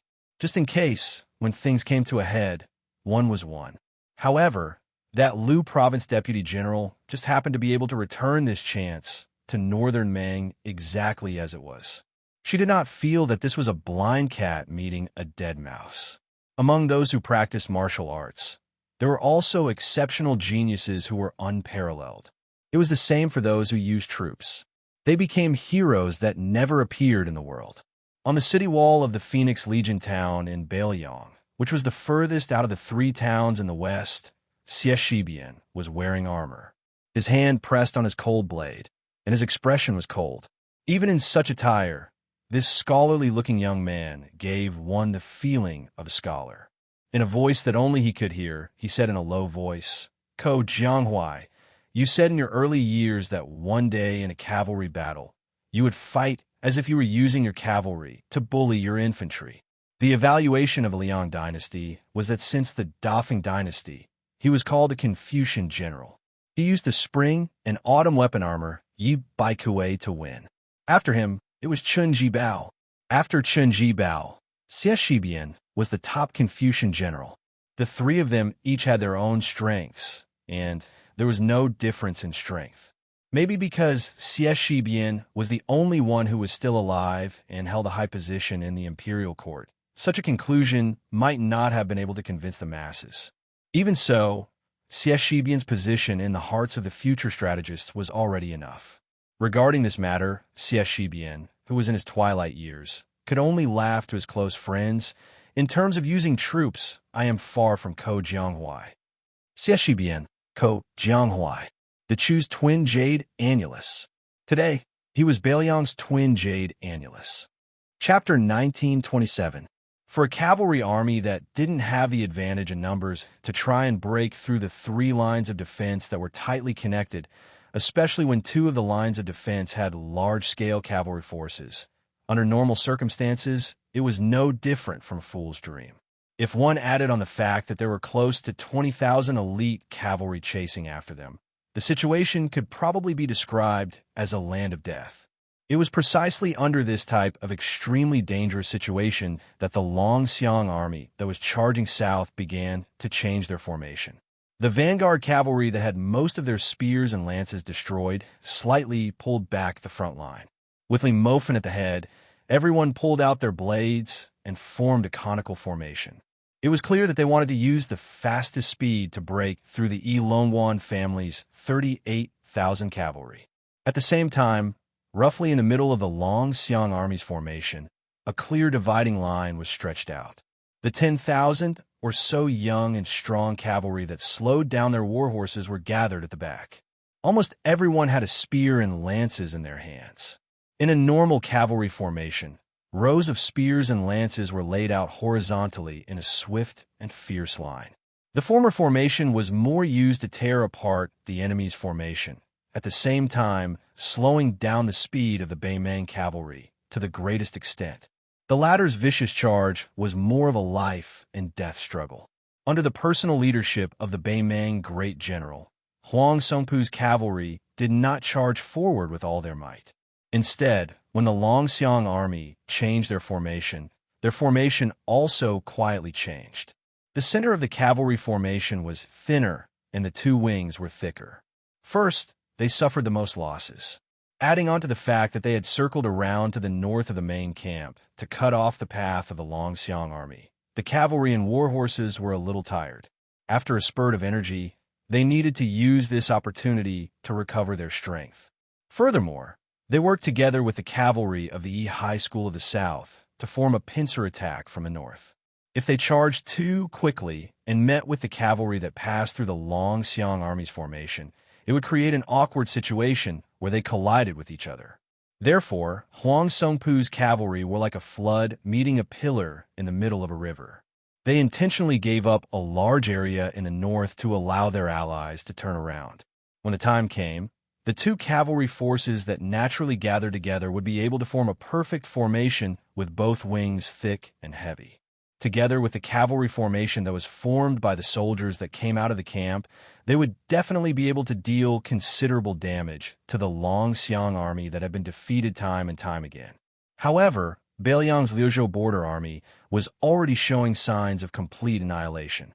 After Ko Jianghuai's cavalry and Wanyan Yinjiang's 20,000 cavalry clashed, the situation took a turn for the worse. The 20,000 Southern Dynasty's elite troops originally thought that it would be a simple battle where they would be able to obtain great military merits. Who would have thought that after the clash, they would be completely defeated? Ko Jianghuai and a young general wearing a strange red armor were neck to neck, and their momentum was unstoppable. The two cavalry were like this, and the 10,000 cavalry behind them were even more so. If not for Zhong Liang, who was hiding beside Wanyan Yinjiang, saving him, Wanyan Yinjiang would would have been pierced through the chest by the young man wearing the red armor. If not for the fact that the young man who won the title of Enemy of 10,000 in the Liangmang battlefield did not have any desire to fight, even if Zhong Liang wanted to protect the second in command of the Longguan aristocrat clan, it would not be easy. However, Zhong Liang, who was in the middle of the battlefield, was also scared witless. How could these 10,000 cavalry be Beiliang's last-ranked cavalry? They were worthy of being the main force of the Longxiang army. Wanyan Yinjiang's 20,000 elite cavalry were like a piece of silk that was torn apart by a sharp weapon. After the clash, more than 3,000 of them were lying on the ground. This kind of heavy injury was simply unimaginable. Pull one hair and the whole body will be affected. Wanyan Yinjiang's elite cavalry was mysteriously unable to withstand a single blow, and it directly caused the hearts of the Beiliang's western infantry to waver. This was because as long as the Longxiang army from the north smoothly went south, it would form a situation where two cavalry armies would attack one infantry army from the north and south. This was enough to be fatal to the large formation where only the last ranked men on the grassland would be reduced to infantry. In an instant, the situation changed, and victory and defeat changed hands. Although the 40,000 cavalry gathered at the E-gate of the Longguan Pass still gritted their teeth and tried to stop the Longxiang army from going south, when faced with the 25,000 Beiliang cavalry, they naturally didn't have the strength to do so. The iron spear of Li Mofen, who had killed no less than 30 enemy cavalry, had long broken apart. The 40 or so halberd pouches on both sides of his saddle had even been used up. Of the 40 or so corpses in northern Mang supply camp, all of them had a short halberd stuck in their heads. Li Mofen, who was the vanguard of the cavalry formation, was the first to successfully kill his way through the enemy's formation. This deputy general of the Longxiang army seemed to have 25,000 Longxiang army cavalry behind him, but in reality, it was less than 15,000 cavalry. This was because there were 10,000 Jianghuai's troops that were far weaker than the Dragon Elephant cavalry. Those 10,000 outstanding vagrant youths, who had been conserving their strength from start to finish, were left with the corpses of the Beimang cavalry wherever their long spears passed. Jianghuai's sneaky substitution was precisely the key to this battle that gave the Beimang cavalry a feeling of absurdity from start to finish. In reality, these 10,000 people had been following behind the left wing's two groups of Dragon Elephant light cavalry from start to finish. From breaking through the enemy's formation to entering the camp, and then to now heading south, their losses were negligible. In the early stages of the battle, the two wings of the Longxiang army broke through the enemy's formation too easily, so the Beimang didn't see through their identities. As a result, on the current battlefield, the Beimang army was in an incomparably awkward and comical situation. The southernmost Wanyan Yinjiang's cavalry was beaten to the point where not a single bit of their energy was left. From the main general to the ordinary cavalry, everyone was panicking and at a loss. Then, there was the infantry formation that had yet to completely solidify.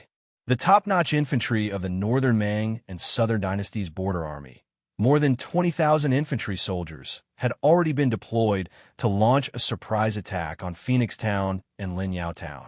This infantry army that had hurriedly left the camp and formed the formation were mostly clad in light leather armor.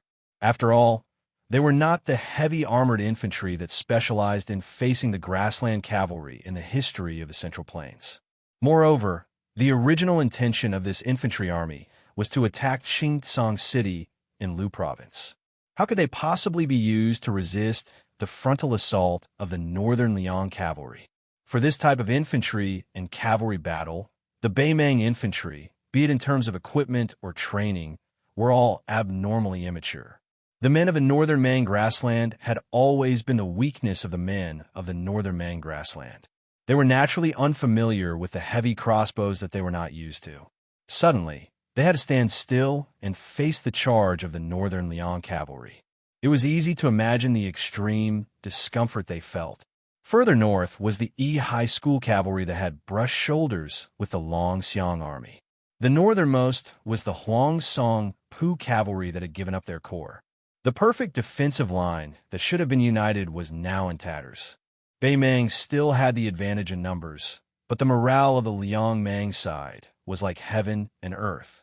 Li Mofan raised his head and looked at the Ko Jianghuai cavalry that was a Bei Mang infantry formation. That was the true main force of the Longxiang army.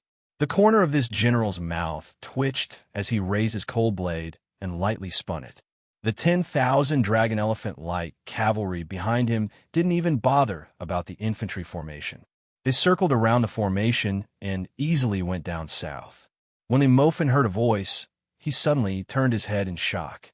After the frontal collision, there were still 8,000-strong refugees behind him. One of them actually charged straight at the Bei Mang infantry formation, his spear pointing forward as he furiously hollered, "Liuzhou cavalry! May the dead die! Follow me to death!" Li Mofan, whose face was cold, slowed down his horse, turning his head to look towards the north. Was that fellow crazy? The start and end of today's battle was due to Ko Jianghuai's careful planning. Originally, everything was within Ko Jianghuai's calculations. However, that Liuzhou general didn't allow the refugees to die on their own accord. One must know that such bold actions would result in military merits after the battle. Based on Beiliang military law, a light punishment would be a demotion in rank, and a heavy punishment would be beheading in public. In Li Mofan's field of vision, he saw that when that rider was about to collide with the Northern Mang infantry's barricade spears, he suddenly tightened his reins. That A-ranked warhorse from the silken pasture suddenly leapt high into the air. It jumped over the first 2 rows of spears that were slanted forward, crashing into both the man and the horse. The heavy fall of the horse's iron hooves trampled a Bei Mang infantry soldier to death on the spot. The war horse that couldn't bear the heavy burden had its knees broken. That Liuzhou cavalry viciously thrust out his spear, piercing through the chests of 3 infantry soldiers in a row. After landing, the Liuzhou cavalry held his spear with both hands and charged forward. Behind him, the vanguard of the cavalry faced the Bei Mang cavalry formation that was shining with a cold light. The men and horses didn't retreat at all, charging straight ahead. Those Beiliang war horses were stabbed to death by the sharp spears. When the cavalry faced the infantry formation that was waiting for them, the vanguard cavalry would definitely die. This was the only way to break the infantry formation bit by bit. Apart from using the lives of the cavalry and war horses, there was no other shortcut. 8,000 Liuzhou cavalry, charge. In the end, not a single one of them followed the Longxiang army back to the south. On the first row of Northern Mang's infantry's barricade horse infantry formation, many of Lu Province's troops were hung with corpses. Chapter 1928. Some of the spears even had 2 corpses hanging on them. Under such an endless barrage, the infantry formation had no choice but to retreat. Under the great inertia of the warhorse's charge, many of the barricade lances were snapped. Even though many of Flo Province's cavalry were shot to death by heavy crossbows, many warhorses still relied on the inertia to charge into the formation.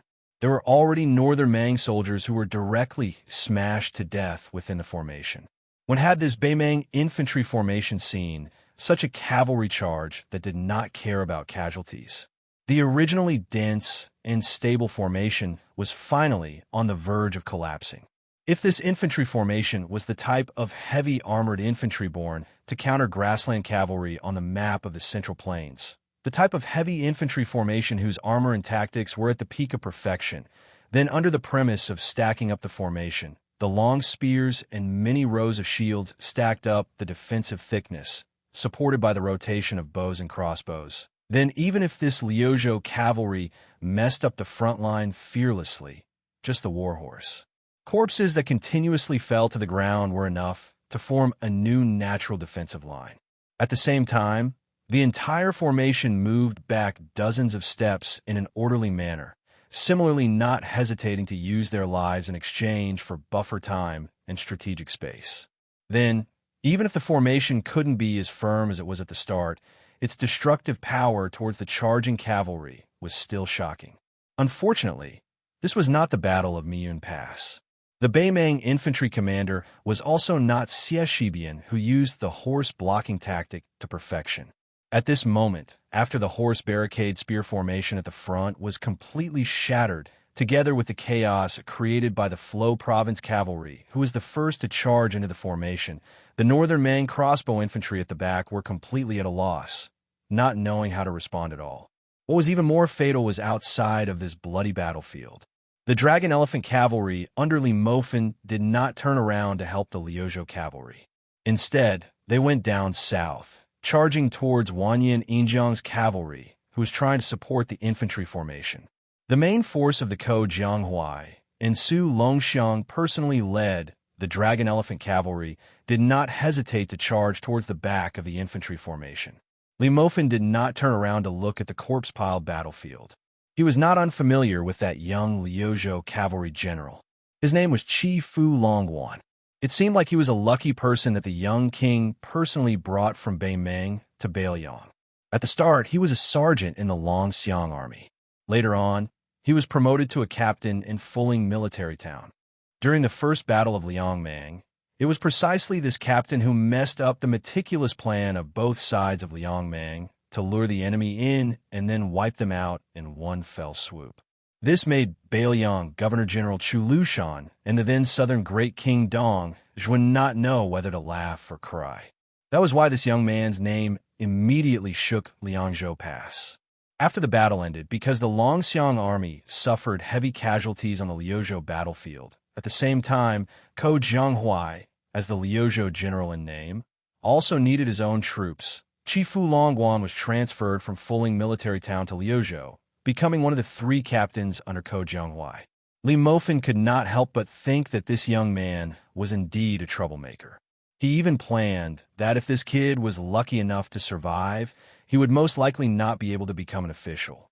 Otherwise, when the time came, he would thicken his skin and plead with the young king to at least preserve this kid's life. Then, he would secretly throw him under his command to become a personal commander. Under the reinforcement of the Longxiang army's main force, the originally tottering Beimang infantry formation, from the initial 20,000 people, was now reduced to less than 10%. Once the infantry formation was broken by the cavalry, this was the case.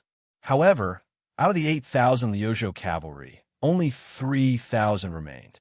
That young cavalry general covered in blood at Qi Fu Longwan. He was picked up from the pile of corpses by Su Longxiang, who was like a death god. The two of them rode together back to the south. The 3,000 Liuzhou cavalry that suffered heavy casualties retreated under the cover of Ko Jianghuai's main force Dragon Elephant Cavalry. Under the intense charge of Li Mofan's Longxiang army, the formation of the cavalry under Wanyan Injiang was broken. In the end, they were unable to form an encirclement with the main force of Huang Songpu in the north. They could only watch as the Liuzhou border army broke through the encirclement. On the way back to the south, after the White Horse crossbowmen reported that the Beimang main force had no intention of chasing, the Liuzhou army stopped to rest. Su Longxiang, Ko Jianghuai, and Li Mofan met up, standing together to feed their own horses. Li Mofan glanced at the young cavalry gathered together. After retracting his gaze, he looked at Ko Jianghuai, who had a serious expression. This battle can be considered a huge victory, right? The expected supply camp of the northern Mang barbarians has already been wiped out by us. As for the cavalry exchange, it's roughly 1 for 2, which is still within the acceptable range. Moreover, we even managed to wipe out Old Man Huang's infantry in one go.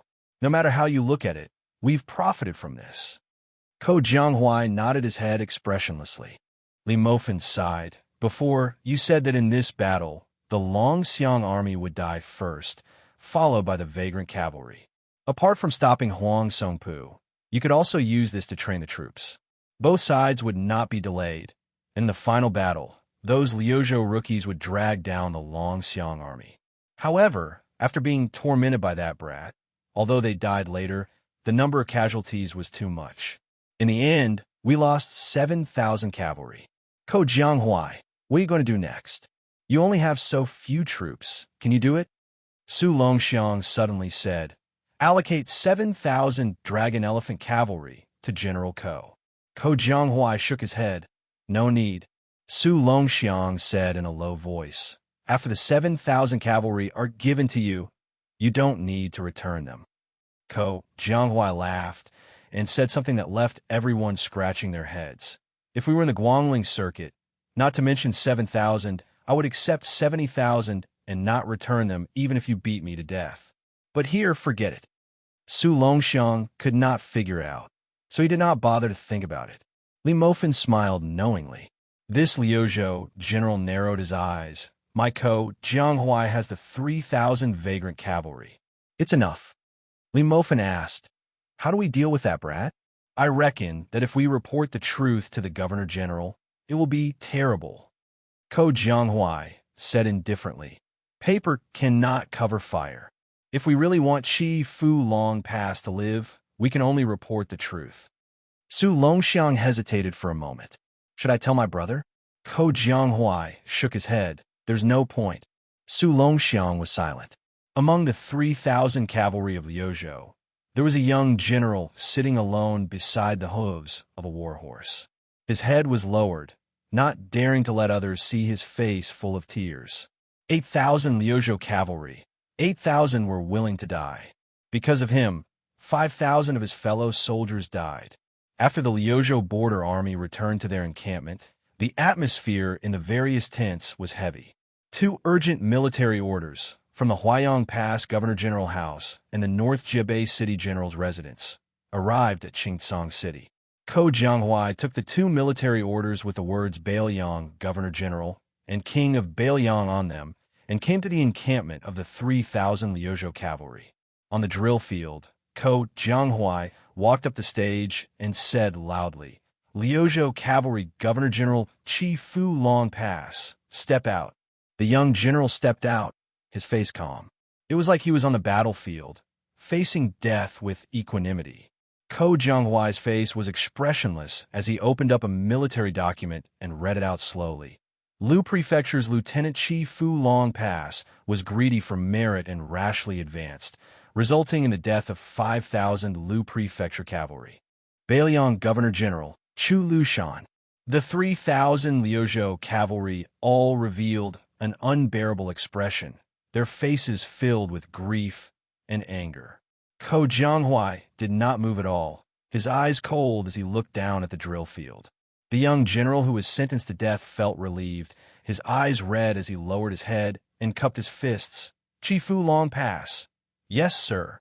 Ko Jianghuai's mouth twitched, suddenly asking with a smile, Bailiang Governor-General, in Bailiang, is that a high enough position?